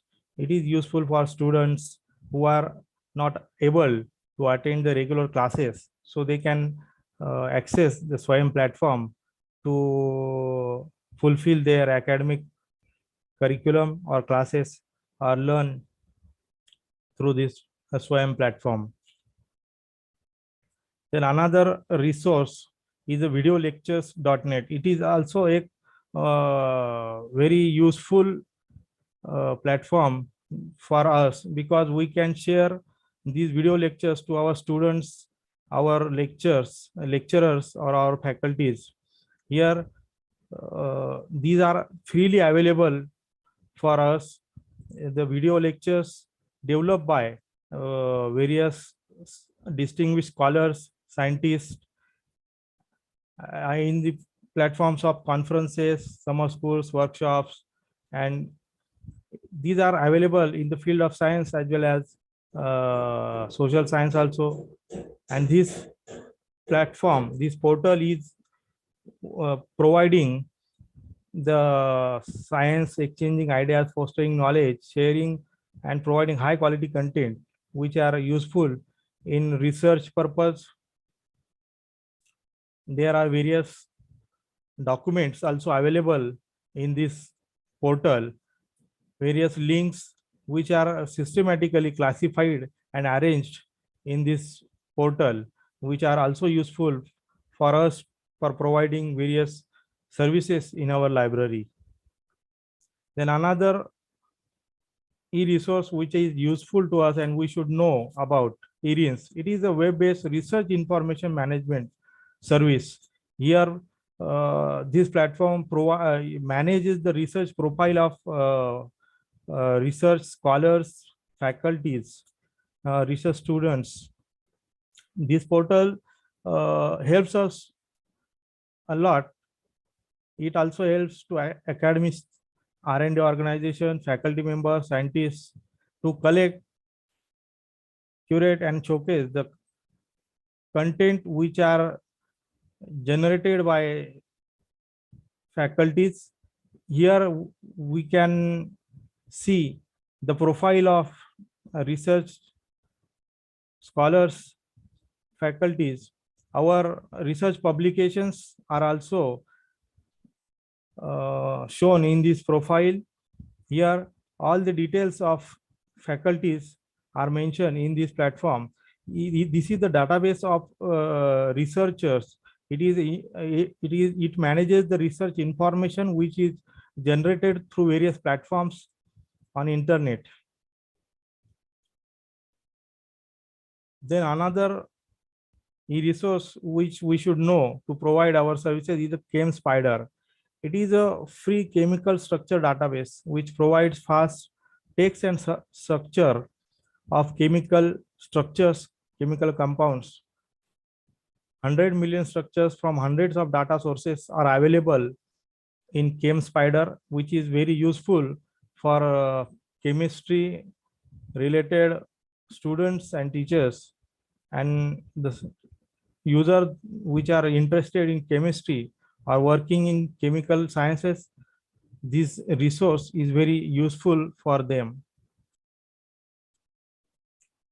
Then another is the CRN document server, which is also a very important tool, as we say, for us, because it provides various articles, preprints, reports, annual reports, yellow pages, and CRN bulletins freely to us. The books, proceedings, standards, and periodicals can also be found on the CRN library catalog, which is freely available to us. We can provide various information from this type of e-resources. Then another is Cockprint. Cockprint is also an important e-resource which provides self-archive papers in the field of social science, psychology, neuroscience, linguistics, and some areas of computer science. If you should know this Cockprint also to provide services related to our psychology, neuroscience, computer science and linguistic users. In arts, science and commerce colleges, psychology subjects, linguistic is also there, computer science is some of there. So we can provide information from this cockprint also to our users related to psychology, linguistic, and computer science. This is also a very important source to provide various current services, current awareness services to our users. Then another resource is the Science Alert. Science Alert is a web-based portal which is also providing free access to a large databases of peer-reviewed scientific research. It provides us more than 40,000 articles from various subjects, and it also hosts 119 peer-reviewed scientific journals, which are also open access journals. So we can search information from these journals also and provide to our users. This Science Alert is one of its kind technological solution to make authoritative content discoverable and broaden our value to our scholarly publications. So Science Alert is also one of the important resource which we should know to provide while providing library services to our users. Then another resource is HALSHS. It is also a database of published, unpublished scientific literature, which is generated or created by research scholars from various universities and research institutions in all disciplines of human and social sciences.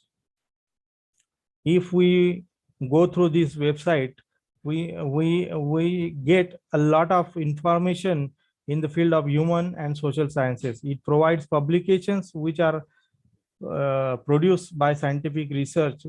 The expert from various research institutions have put their research contributions and submitted their researches in peer-reviewed journals.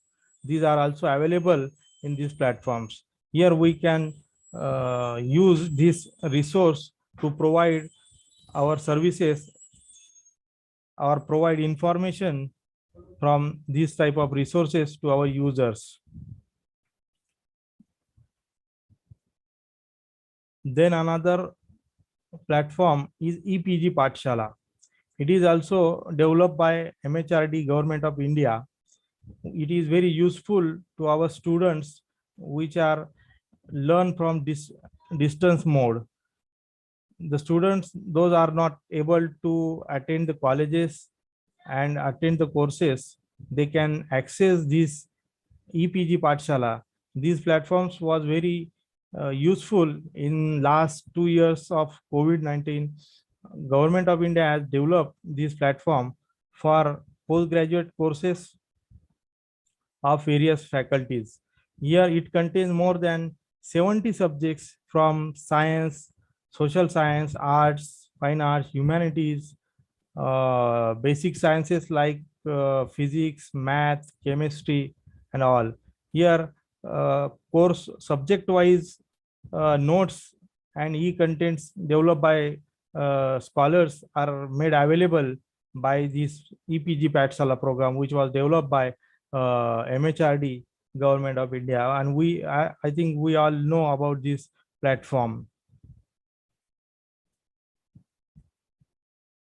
Then another platform is also useful for our library community, that is eGyan Kosh. It is also a national digital repository. It stores, index, preserves, distribute, and share digital content developed by open and distance learning institutions in our country, like IGNOU. Here we can access the live recorded videos, learning materials, Swayam courses content, various YouTube videos which are useful for students and teachers. Various journals are also available on eGyan Kosh. Here university publications from India are also made available by the eGyan Kosh. It also provide access to Swayam Prabha channel, which is also useful for academic community in our India. There are various institutional repositories of various national level or international level institutions working in our India. These can also be useful to us for providing services to our users that may be enlisted as a CSIR, CFTRI, that is Central Food Technology Research Institute, Indian Institute of Astrophysics, Indian Institute of Chemical Biology, National Institute of Oceanography, IIM Ahmedabad. All the IIMs from India have developed their repositories, which can also be useful to us for providing our services to our users. All the IITs and IIMs from India have developed their institutional repositories, which can be useful in research purpose, in academic purpose to our students and faculties. And these are from various fields or various subjects.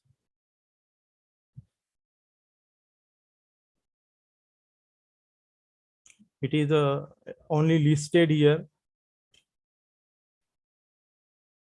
So why we use this type of e-resources that we have seen now? We can provide the current awareness service through this such type of e-resources to our users. Then we can provide selective dissemination of information service, that is SDI service.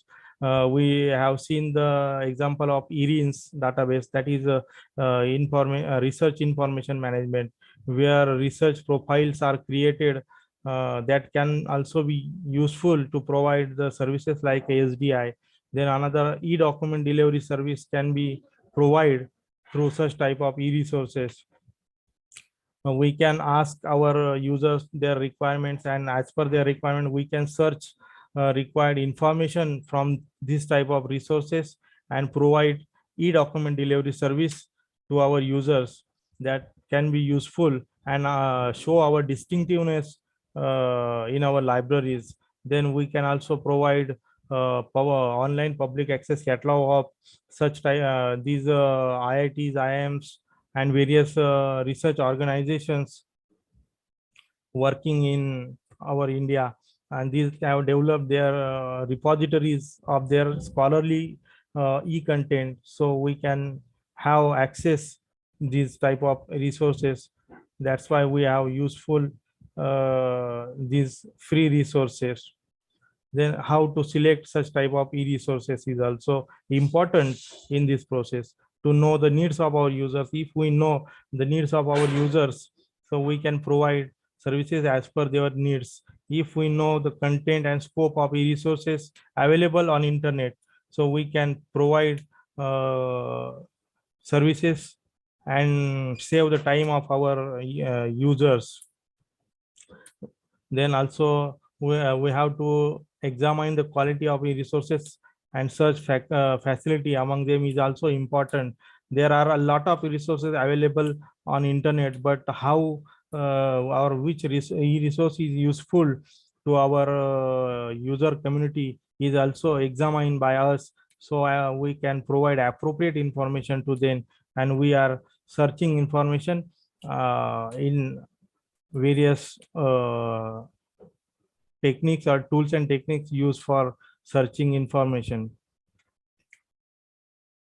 There are some issues of e-resources is also there. We know that everything have pros and cons. Like these e-resources have also some issues like licensing. E-resources need the license from publisher to the library for making use of it. So we can access the resources that are freely available. Now we have seen various resources, some representative resources that have free and open access, so we doesn't have any problem of licensing the of resources that we have seen now. Then IPR is also the intellectual property right. E-resources can be easily copied and forwarded to another person, so we should alert, we as a librarian should alert about intellectual property right about that content, that is issue of e-resources. Then the standards of metadata. There are various standards of creating metadata, that is details of any content, description of that particular e-content. That is also important issue while accessing e-resources. The another issue is the low budget.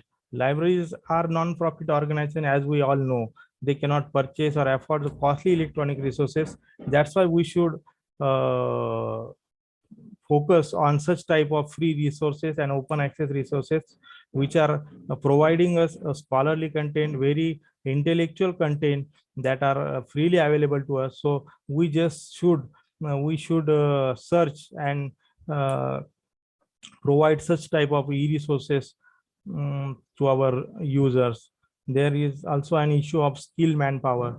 To handle such type of electronic collections, the proper skills are required among the staff, but our libraries are lacking of skill manpower. So we have to acquire such some skills also to handle such type of e-resources or electronic collections for providing services to our users. There is another issue of e-resource is the lack of infrastructure. Electronic collection is supported by information and communication technology, that is ICT components. So we can overcome the physical infrastructure problem through the e-resources. So lack of infrastructure, physical infrastructure can be overcome by accessing e-resources which are freely and available on internet, but we should have filtered about these e-resources. We should search the proper e-resources that can use or that can be fulfill the needs of our users. The usefulness of e-resources, as we know, the e-resources are created in various file formats like text, audio, video, and images. The various e-resources are available in various formats, which are also available for 24 hours a day, and which can save the library space. So we should stress on e-resources. The e-resources search is easy because user-friendly interface are there. We have seen various e-resources which have very user-friendly interface. If you seen these e-resources which are very easily accessible and anyone can access or pull out information from these type of e-resources, they provide user the faster, more convenient and anytime access from home or campus or library. The content can be reproduced, forwarded, modified, and leading to problems with copyright protection and preserving authenticity. The electronic environment enables library to integrate with other libraries and make use of their resources also. So these type of e-resources are useful, which can be used by our community. Those who have limited time to access the libraries can effectively access the libraries by searching these type of e-resources. The libraries provide access to very large amount of information resources. So we have save our space, our time, and our other resources by using such type of electronic resources for providing services to our users. So we should know about these type of e-resources while providing our traditional library services in our library. So the implementation of e-resource is very helpful to provide exhaustive and pinpointed information to our users. E-resources are also useful for libraries as well as for each and every users of the society who are working to get a variety of information through the world. The developments in the ICT services available in the present made wonderful changes in the library working and library day-to-day operations. Its advantages are for technocrat. Uses of electronic products improve the knowledge of users It also enhance our infrastructure like high speed internet, Wi-Fi in the campus, land portals. So we can provide services to our users by pinpointed information, by providing pinpointed information to our users which are useful to their academic pursuit. So I have tried to enumerate just some few resources which are useful to our library professionals. Here I stop, and I wanted to my sincere request to all library professional, try to search information in various different way. We have search, we have training, and we are learned in our education how to search information in various manner. There are various tactics and tools and tactics used for searching information, so we can use that skills to provide our library services. We can search what another people cannot search. We have such type of skills, so we can use that skills to provide our services and keep that trust of our users with us. So I am once again thankful to all the organizing committee of this webinar of J.A.T Art, Science and Commerce College. So may I stop here? Yes, sir. Yes, thank you, Thank you, Dr. Nilesh Nagar Patel, sir, for having this excellent session. You will definitely get very positive and very encouraging feedbacks, because when I saw the slides and the responses of the participants, so everything was very much positive, sir. Thank you very much, sir, for having this session and being the part of our one-day webinar on the title ICT-based library services. We hope that in future also you would extend your helping hand to be the part of our future webinars. Sir, I am grateful to you on behalf of our J.A.T management, J.A.T principal Dr. Ansari Muhammad Harun, sir, and our ex-librarian also expressing his heartfelt gratitude to you, sir, Professor Abdul Aziz, sir. He is really very much grateful to you for this. He's saying that your session was really very much excellent. We all got so much information and it was fully informative. So we hope that you would extend your helping answer in future also. So thank you very much for this session. And we start the third session. Thank you, sir. Yeah.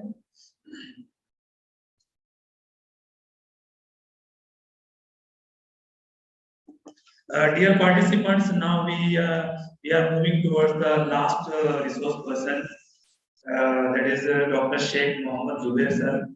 So in his introduction, I would like to share with you something of some very prominent achievements of his. For example, Dr. Mohammed Zubair M. Sheikh is presently working as a librarian in Anjuman Khairul Islam's Pune College of Art, Science and Commerce, Pune. He has over 27 years of experience in the library and information science profession and worked in different academic libraries like school, public, dental, physiotherapy, management science, and hotel management.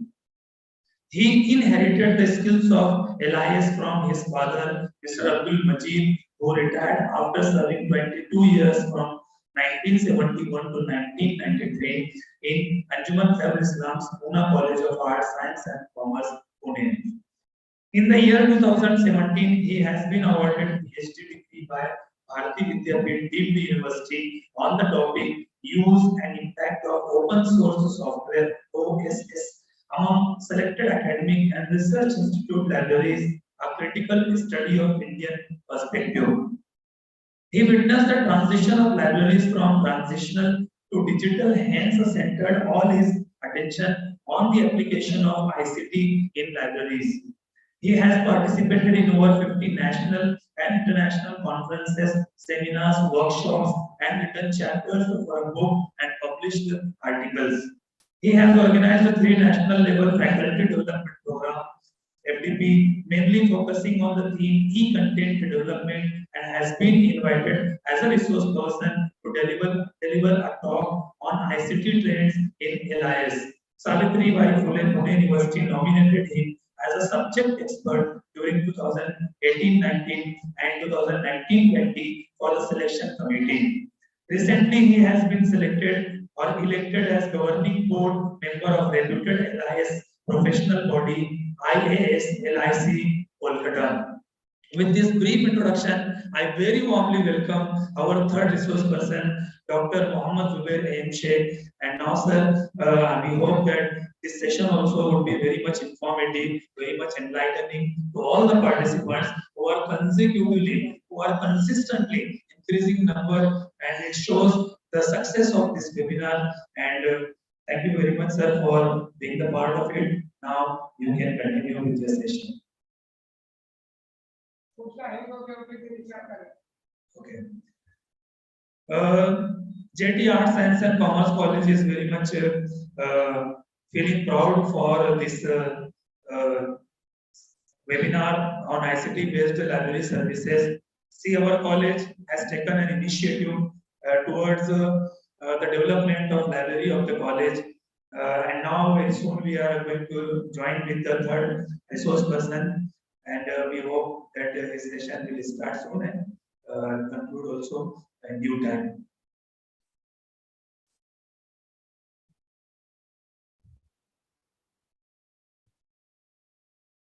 Thank you.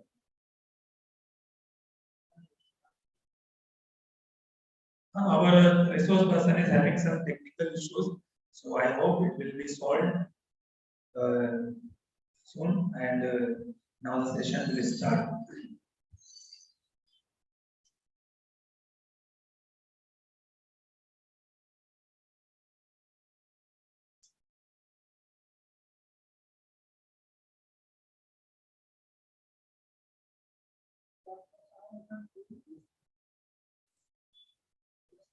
See, all participants are sending their text messages with very much encouraging and positive responses. Some are saying it's a very informative session, then very useful to all of us. So thank you for your feedbacks also via live chat.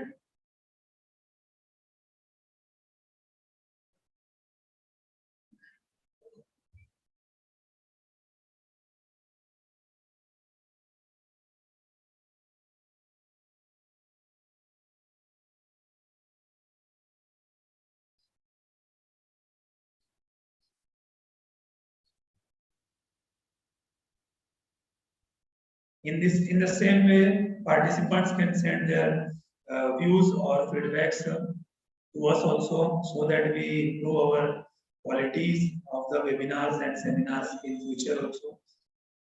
Because these things are the most powerful means for the improvement or enhancing the quality of the programs, as well as all the aspects of higher education, which are very much important today.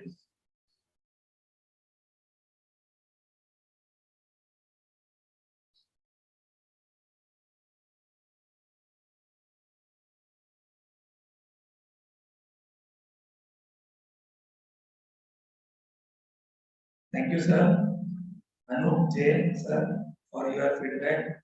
You said that it is very effective,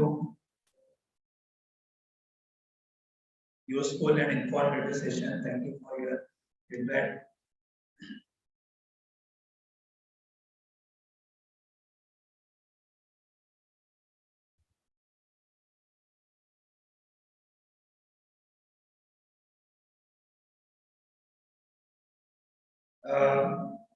Regarding sharing of PPTs, as soon as resource persons will give us their PPTs, it will be, or they will be shared to all the participants.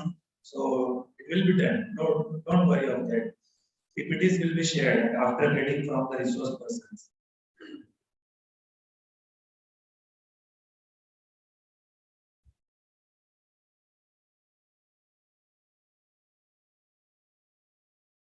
So, sir, join.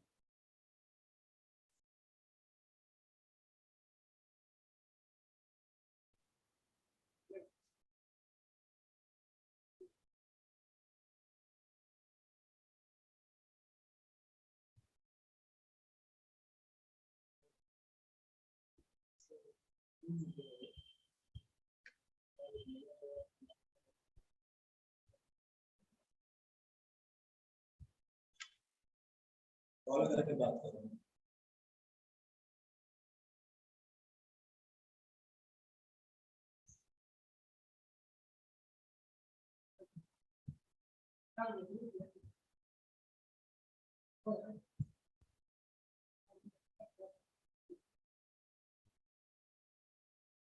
Dear participants, sorry for the delay, but the resource person is trying his best to come online, and by that time we just interact with each other.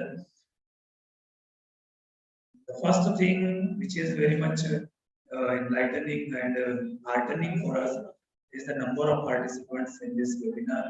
It means in our vicinity, in our neighborhood, all the colleges are conscious about the libraries, development of their libraries.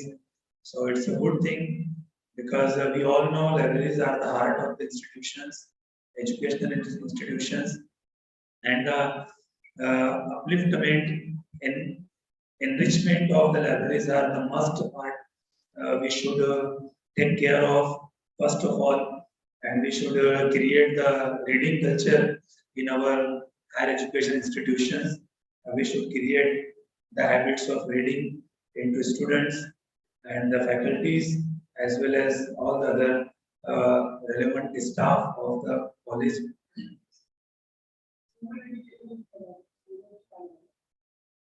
And J.A.T Art Science and Commerce College is basically women's college. Here we try our best every day, every year to improve the quality of the library. And mashallah, we every year see the results. Number of readers, number of library users are increasing very well. That's why our management, our principals, our academic administrative coordinator, as soon as they heard the proposal of this webinar, they very quickly accepted it and gave us permission to organize it.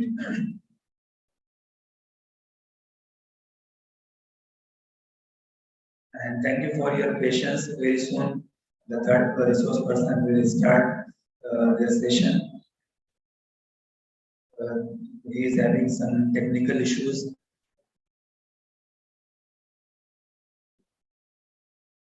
Okay. बोल सकते हैं.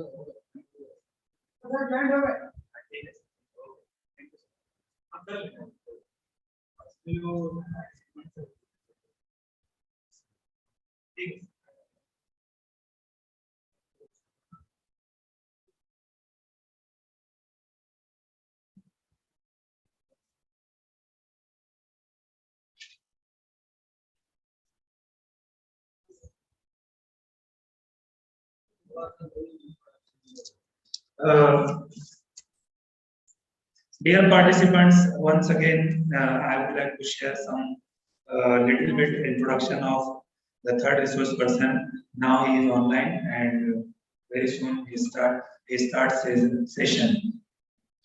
The third resource person is Dr. Mohammad Zubair sir, M. Sheikh sir. Is presently working as a librarian and Human Khairul Islam's Pune College of Arts, Science and Commerce, Pune. He has over 27 years of experience in the library and information science profession and worked in different academic libraries like school, public, dental, physiotherapy, management, science and hotel management. So I hope with this brief introduction, we are going to listen to the third resource person who is also very much dynamic, versatile, like the first two resource persons. So now I request Dr. Mohammad Zubair sir to start his session. Please, sir. Hello, Yes, sir. can you hear my voice? Yes, sir, you are audible, but Yes, some- your video is. No, your request, you have sent me a request to initiate my video, but there's some problem, it seems. Okay, sir. You are audible now. Can you at least, You are audible. okay. So I'll share my screen then. Okay, sir.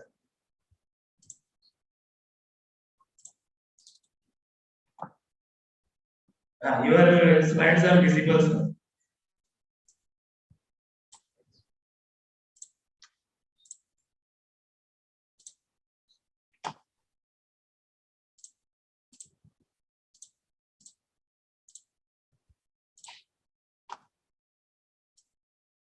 Can you see the presentation here? Yes, sir. Your presentation is visible, sir.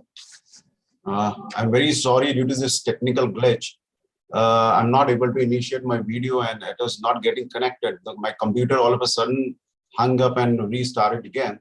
So Okay, no I'm issue, sir. extremely sorry for the delay. Okay, no issue. Thank you for inviting me to share my experience with you all. The topic earlier assigned to me was plagiarism and academic integrity. But after the discussion with the organizers, it was decided for the sake of justification with the topic of the webinar, somebody has to cover the ICT-based library services. So at the nick of time, my topic was changed, although I'll be covering the academic integrity and plagiarism part as well.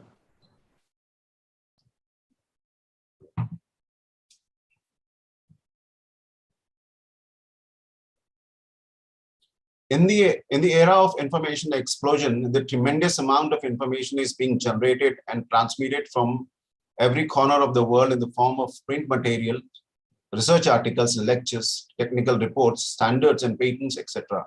And libraries were facing the problems of how to cater and fulfill the user's demand in minimum span of time. The solution is to adopt the ICT-based products and services.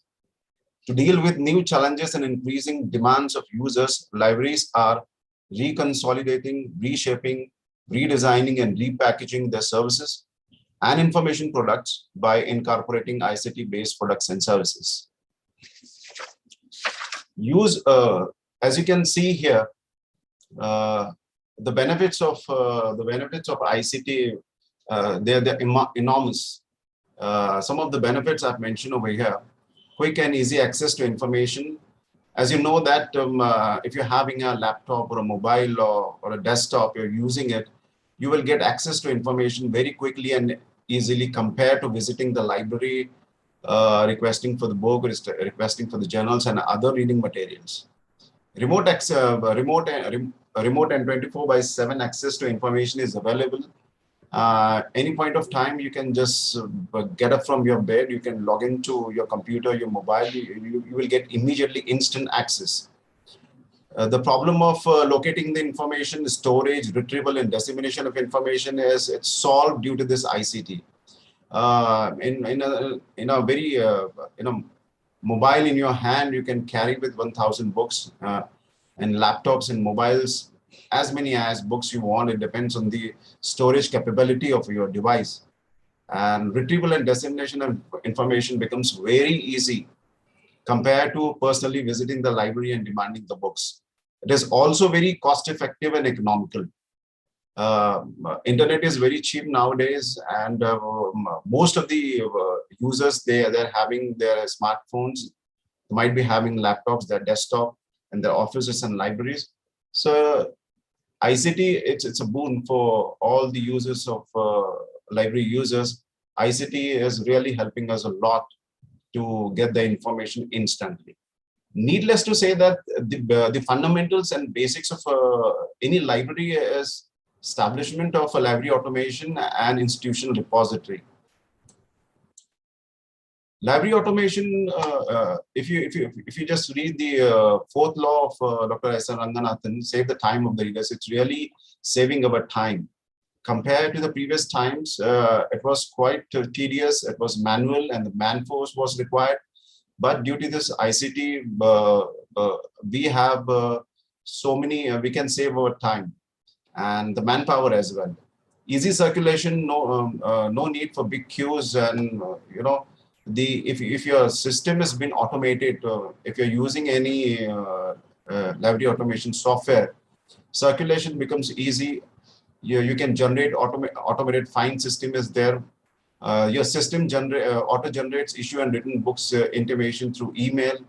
OPAC can search information from anywhere and any time. Earlier, before this ICT, one need to come to the library and to refer to the library catalog, and it used to take a lot of space. And for creating a catalog card for one book, one need to type manually the title card, the subject card, and to arrange them in sequence, and they should have to ensure as well that that should not be misplaced, that should be handled carefully. But due to this OPAC, in your mobile, you can easily access this OPAC. You can access through desktop, you can access through your laptops, and it's very convenient. At the same time, you can reserve also. If certain book you required is not available, the software will give you intimation that these number of books are not available in the library. You can simply reserve for it, and this can be done very easily. Easy checkout process is possible through the automation. RFID system helping us, earlier we used to write the name and the member ID number or roll number of a user, those who are issuing books. But due to this RFID systems, it immediately captures the information, the book details, the bibliographic details of a book in the system, and you can issue the books instantly. And there are many library automation softwares are available. And if you just look at the open source based softwares, Koha, New, Genlib, ABCT is there. But one need to get acquainted, or one need to get the training.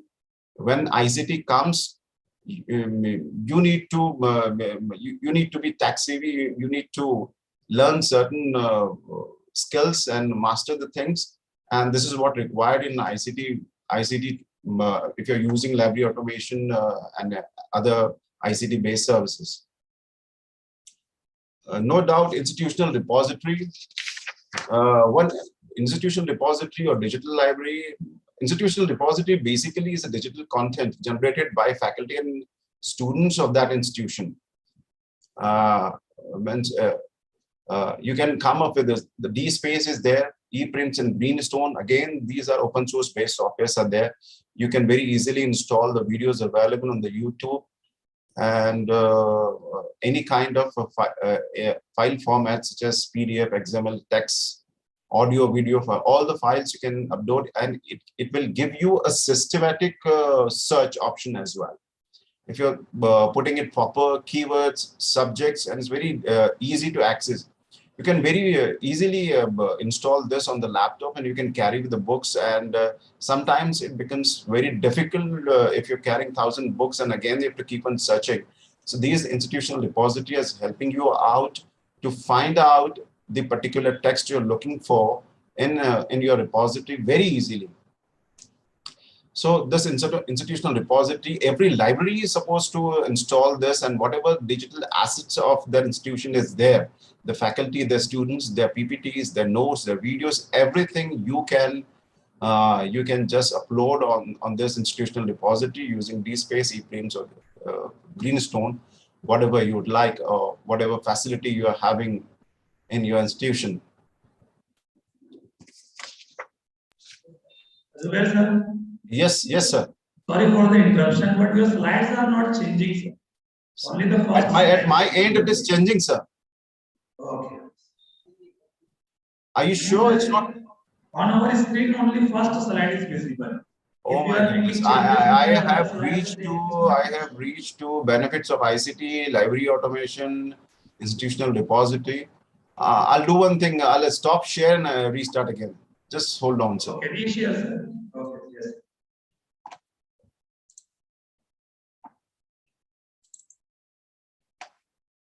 Can you see now?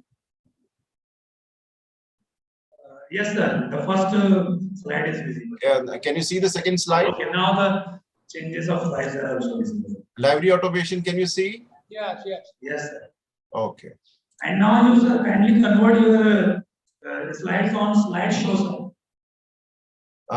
Institutional repository. I'm having a slide front of with me on my screen. It is there. Can you see that screen? Yeah, library automation slide is visible.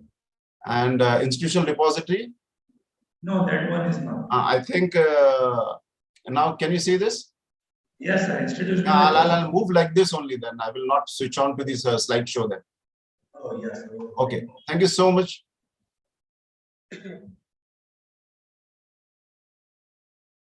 Library information networks. Yes. Changes are visible. Yes.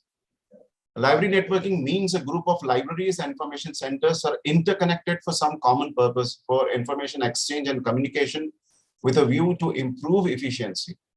Now, why library networks are there means if you have some something to share and to exchange with your fellow libraries, you can easily do it. As far as library information networks are concerned, InfluMnet, something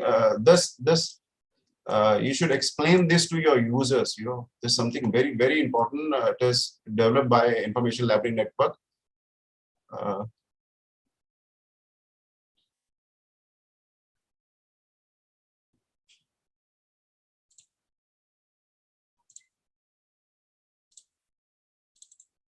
Can you see this? InfluMnet centers. Hello? Yes, sir. Yes, sir. Yeah. This is what I would like to show over here.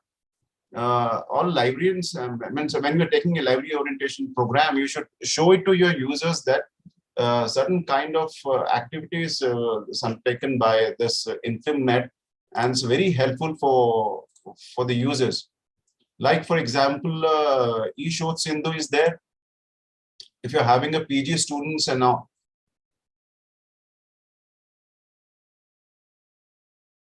no, eShoth Sindhu is not.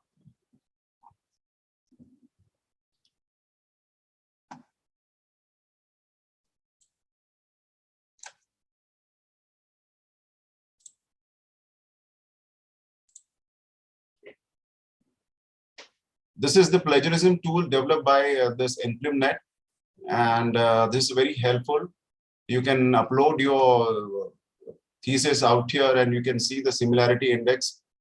The second major activity is Analyst. Analyst is if you're having a 12B and 2F certification, that you just need to pay 5,900 rupees subscription charges, and there you will get more than 6,000 journals and 1,99,000 ebooks. And we have this Shodh Ganga. The full text thesis is available over here on Shodh Ganga.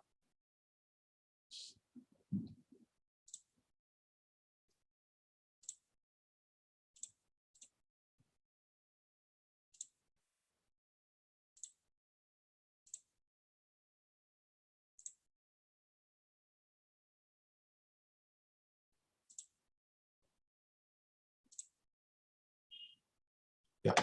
Here you can see, you can search University Voice, all the institutions, those are having the thesis, the numbers mentioned over here. Like universities, Madras is having 1,31,062 theses they have uploaded. So there are more than 3,51,000 theses are there at present, and the full text is available.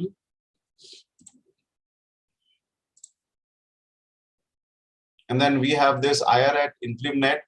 Here, all the research articles, they're arranged as for subject-wise, as for author-wise, year-wise. You can easily search the full text articles over here.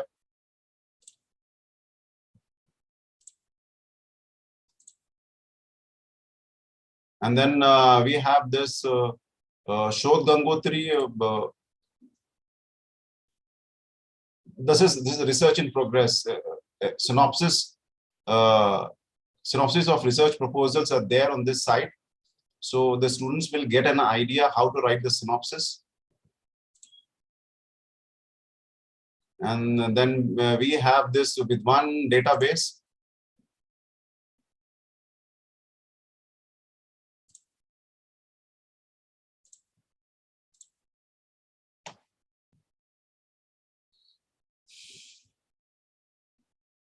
It's a expert database and national researchers network. Here you will find the subject experts and database of profile of scientists, researchers, and other faculty members working at leading academic institutions and other R&D organizations. You can tell your staff members to create their profile out here, because whatever schemes and government schemes is there, is anything screening committee is to be decided by the government. On the basis of their score, they can be picked up from here.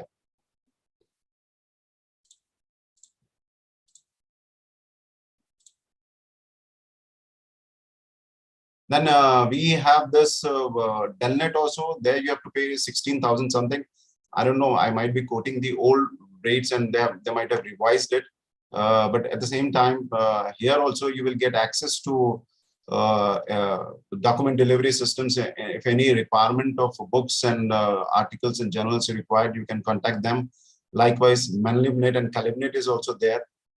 So these library networks help our users to get information, because nowadays it's very tedious for all the libraries to acquire all the collections, and this ICT based services, they will really help our users to get information and knowledge. Now this transformation of traditional LIS services. I will not stop my this over here, because most of the things are there on the internet. So instead of now moving my slides, I'll explain there on the internet itself. Is that okay? Hello? Hello? Yes, Hello? sir. Yeah. Stopping it over and again and switching to this website is difficult for me. So I'll just keep on moving with this internet. Transformation of traditional LIS services. Information and communication technology has brought extraordinary changes to academic library. The traditional LIS services can be provided more efficiently and effectively using ICT, such as library catalog. I'll try and stop. Can you see the screen? Can you see the screens? Yes, sir. Yeah, transformation of traditional library services. Now your InfluMnet center is visible, sir. Yeah, I've just minimized it. So this library, there was some traditional library services which is successfully replaced by the ICT. Library catalog, as I told you, explained you that it was a very tedious job and manual job. The staff was required and a lot of things, a lot of time it used to take. But due to this OPAC, it has been replaced. Reference service we can provide, newspaper clipping service we can provide with the help of ICT, CAS, SDI. So those all traditional systems which were there earlier, that has been successfully replaced by the information communication technology. Magazines and the subscription of magazines and journals, it's also possible. Online, you can place an order for it. Yes, sir. Sir, your PPT is not visible. Only InfluMnet center's home page is visible. Okay, still okay, sir.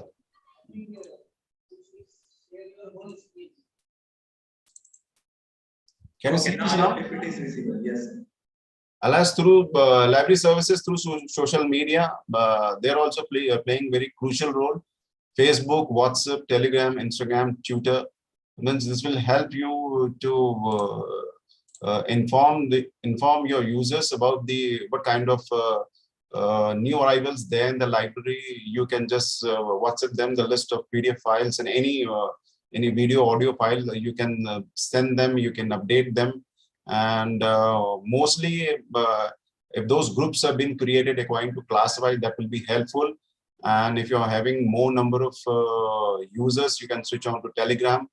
And on Facebook, you can keep on updating about the events that are taking place in your library. So that will give you an easy access for NAC purpose, to just get it back what you have done last 2 years. So this is also helping out. Social media is helping out. Free e-resources. I think this might have been covered by the earlier speaker, I guess. Is it so, sir? Hello? Yes, sir, it is visible. It has been covered, or do you want me to explain this? Resources slide is visible. Do you want me to explain this also? Yes, sir, you have talked around this. Okay, sir. Just wait. I have to stop again.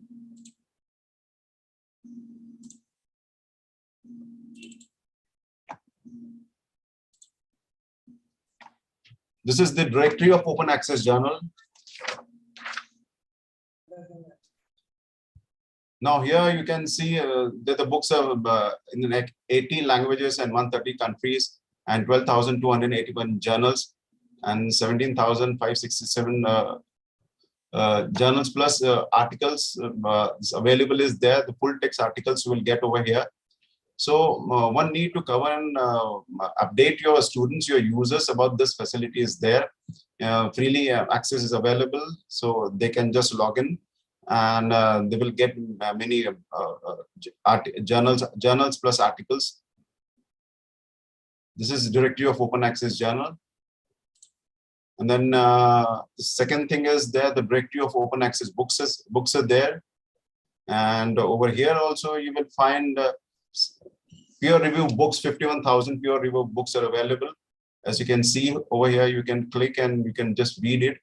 So again, it's a good, in fact, a storehouse of knowledge and books. If the students looking for some other reference book apart from books available in your library. And this NDL India, National Digital Library of India. Under this project is initiated by IIT Kharagpur. It's a national Ministry of Education, Government of India. With the help of this IIT Kharagpur, they have developed this.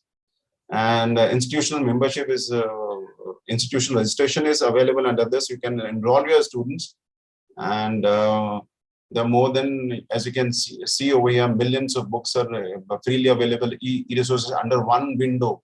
You will get the information of everything, of your scholarly publications, of your data sets, documents, video, journal, conferencing, on all different subjects are available.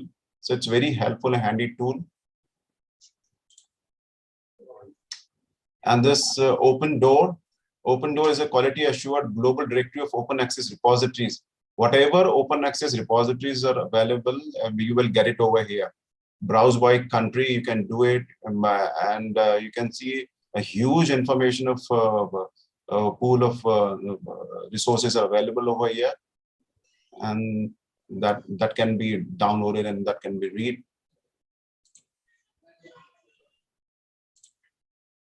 And then we have this directory of open access scholarly resources.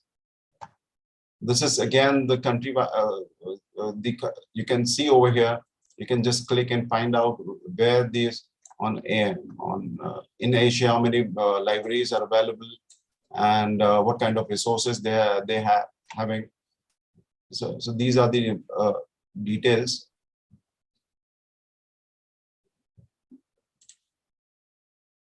NISCare is an online periodical repository. You can see over here.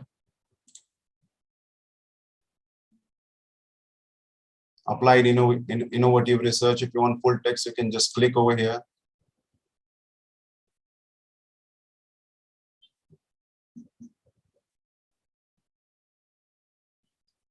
So these are the full text of articles are available over here.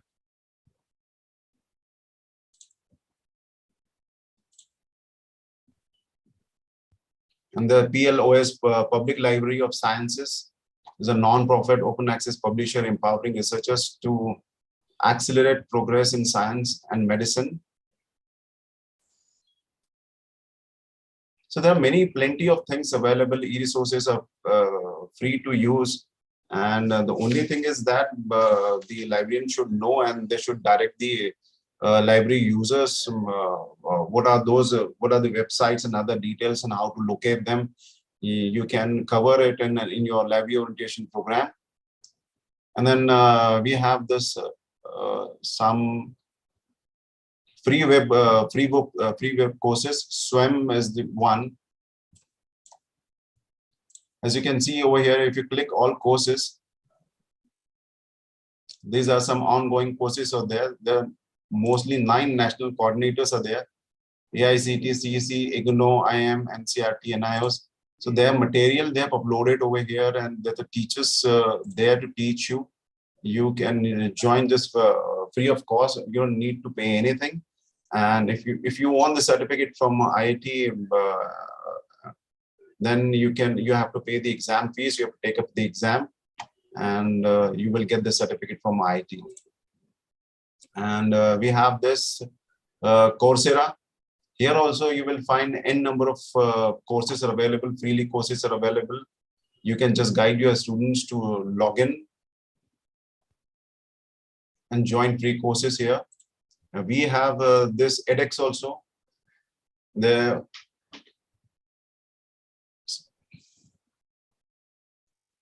You can join edX courses also. The courses are Explore Our courses. You can just check out here.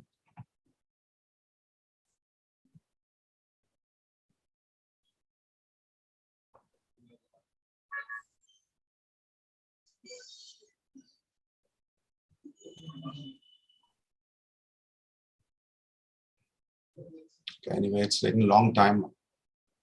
Just keep in mind. Then we have this Stanford Online. Again, many free web courses are there. The students can be benefited, and they should be directed to join if they are willing to learn more about on their topics. And then Udemy is there.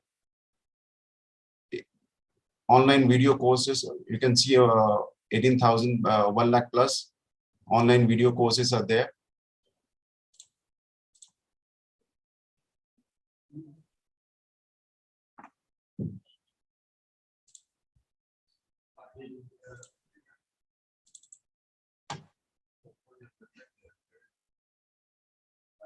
Now this academic and research visibility, there's something very important here.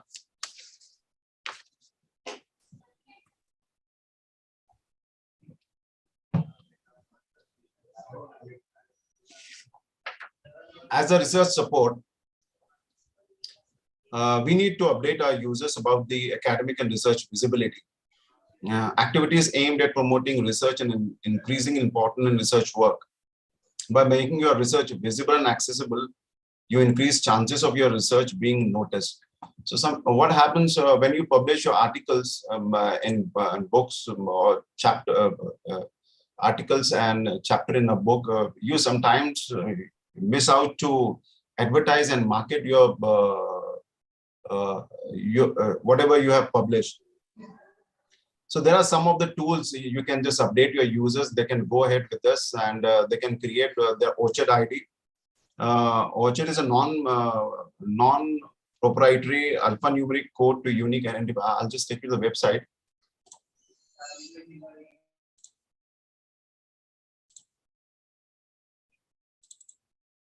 Here is the website.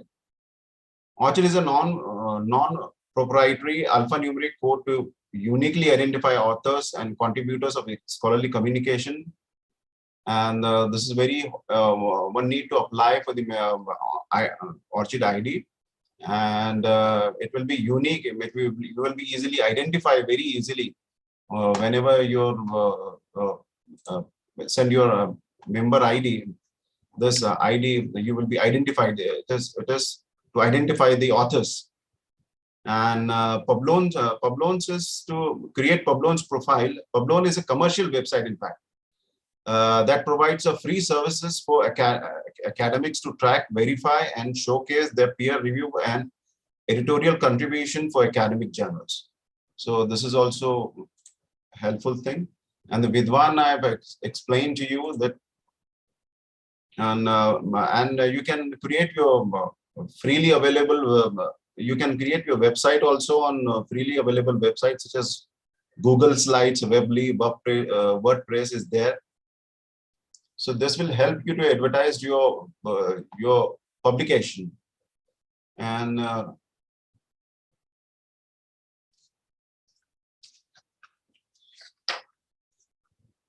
IRINS is there. IRINS is a web-based research information management service developed by InfluMnet.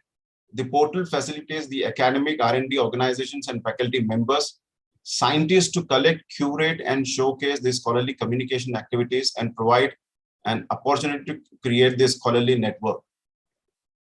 So you can also create your ID over here. You can tell your staff members.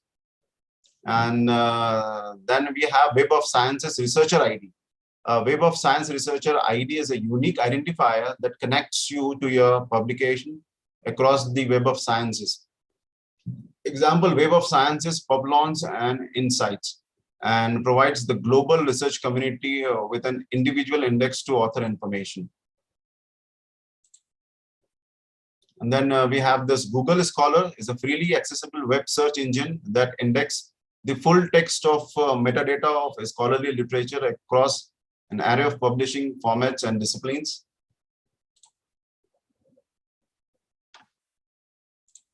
And we have this Scopus author ID. The Scopus author ID is an identifier that is used in the database Scopus. It is assigned automatically to every author who, after he publishes at least an article in the index of Scopus.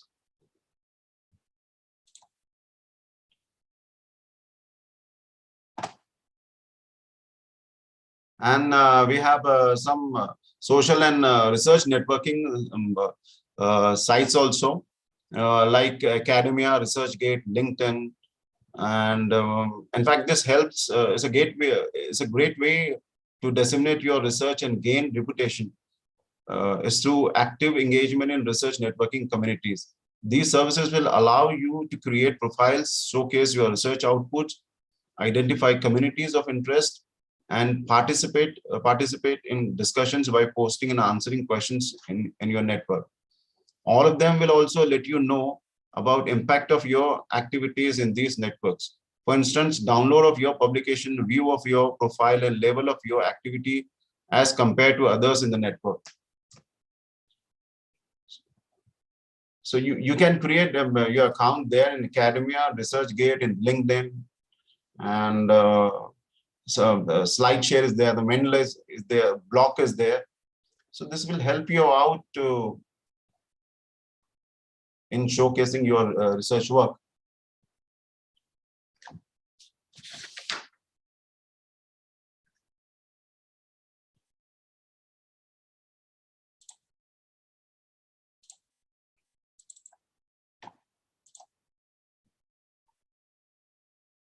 Now, the subject repositories are also very helpful. And I was just visiting this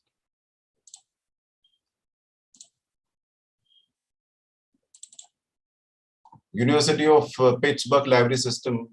I've just taken a source from here.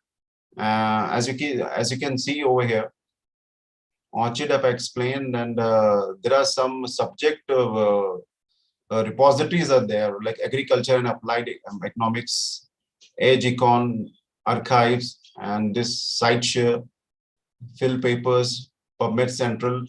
This will also help you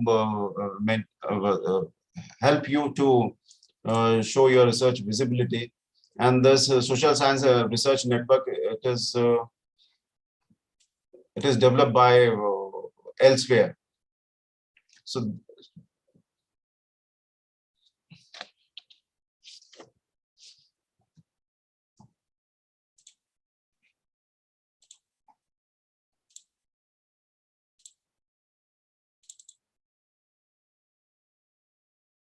Now, this plagiarism part is something very important out here.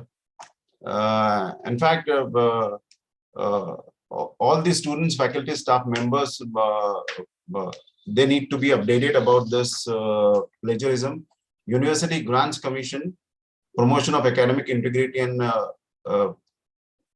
Preservation of Plagiarism in Higher Education Institutions, Regulation 2018. On 23rd July 2018, this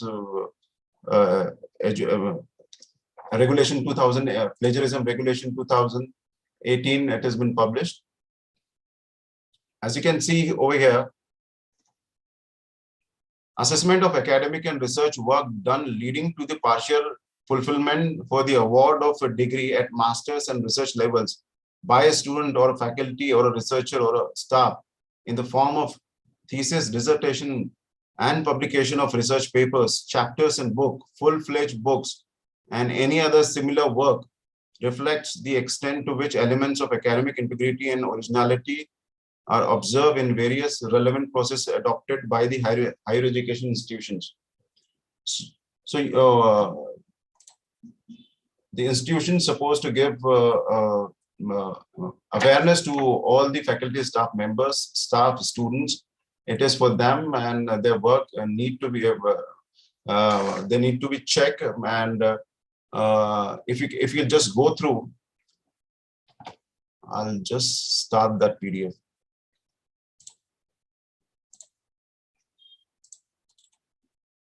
It's over here.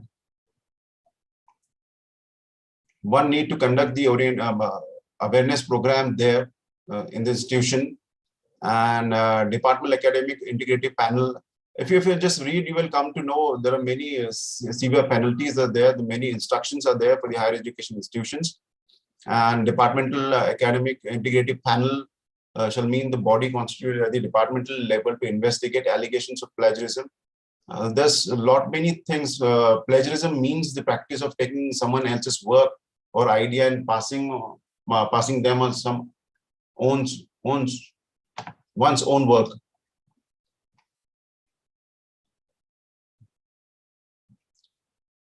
Now, this awareness program one need to conduct there, the department.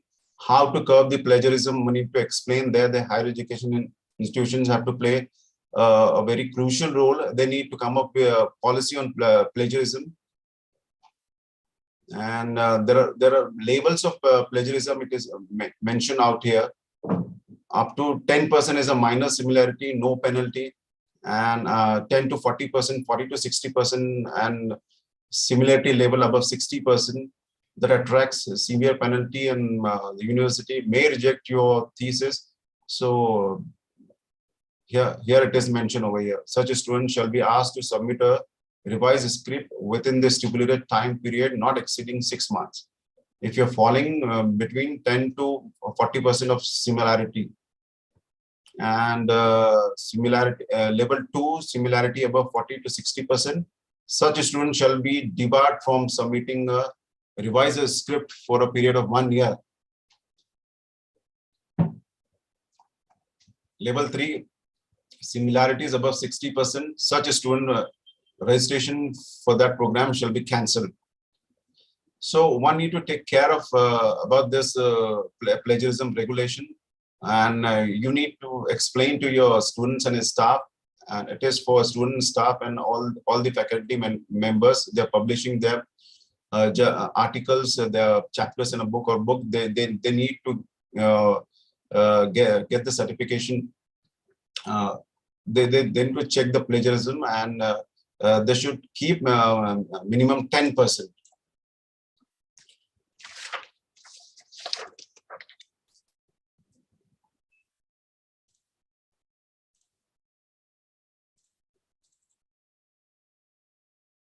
There's some mobile-based services also, short message service about upcoming events and new arrivals, mobile GPS to locate multiple branches of a central library, and by creating app through Kotlin, it's to build an Android app. Libraries can provide access to their digital library and a Webpack for the users. Users can subscribe to RSS feeds using software on mobile phones. When library updates any information, phone will be able to receive the new information for sending emails, text messages, alerts for holds, overdue material, and they can reserve the resources also. Information sending through mobile apps, training of how to use different mobile apps for creating e-content and editing documents for study purposes. Institution can take care of this. They can give training to their students. Innovative library services, I've already explained you about the Scopus, Web of Science, Google Scholar, Orchid. Yes, this HG or I10 index, you need to explain them to your users. And journal citation reports to know the impact factor, to know the how many times article has been cited. It is for their purpose.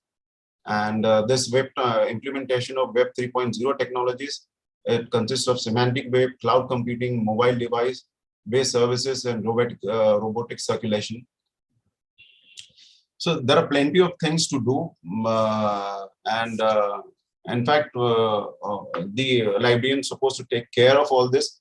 Due to this ICT, there's a lot many changes taking place, and we need to update our users. We need to guide our students. We need to give training to our users, and I think that's was something very important.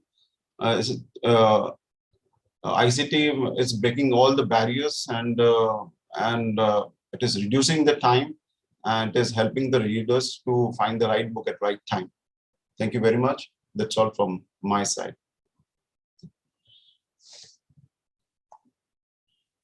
Thank you very much, Dr. Zubair Sheikh sir. It was really very informative and very enlightening also.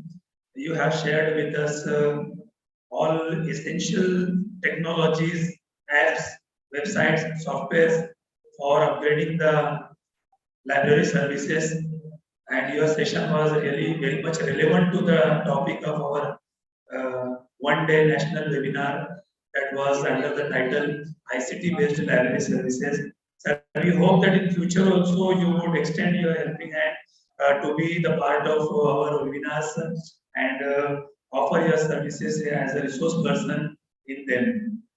So I thank you from or on behalf of the whole team of J.A.T Arts, Science and Commerce College, even J.A.T Trust, and on behalf of Alhaj Nyal Ansari Sahib, sir, for giving us your very precious time during the month of Ramadan. So we are grateful to you for everything that you have done and shared your knowledge, your experience, your expertise with us. So thank you very much, sir. Thank you, sir. Thank you so much. And now, for the conclusion of today's national webinar, this is the last segment of the webinar, that is the word of thanks. And for the word of thanks, I very honorably or respectfully I call the Assistant Professor of Department of Chemistry, Dr. Adil Aziz Momin sir. Please, sir, come over here and present your word of thanks.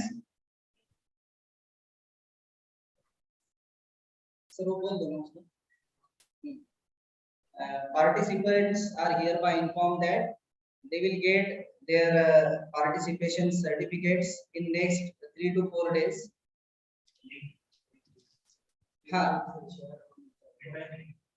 Feedback link is already shared.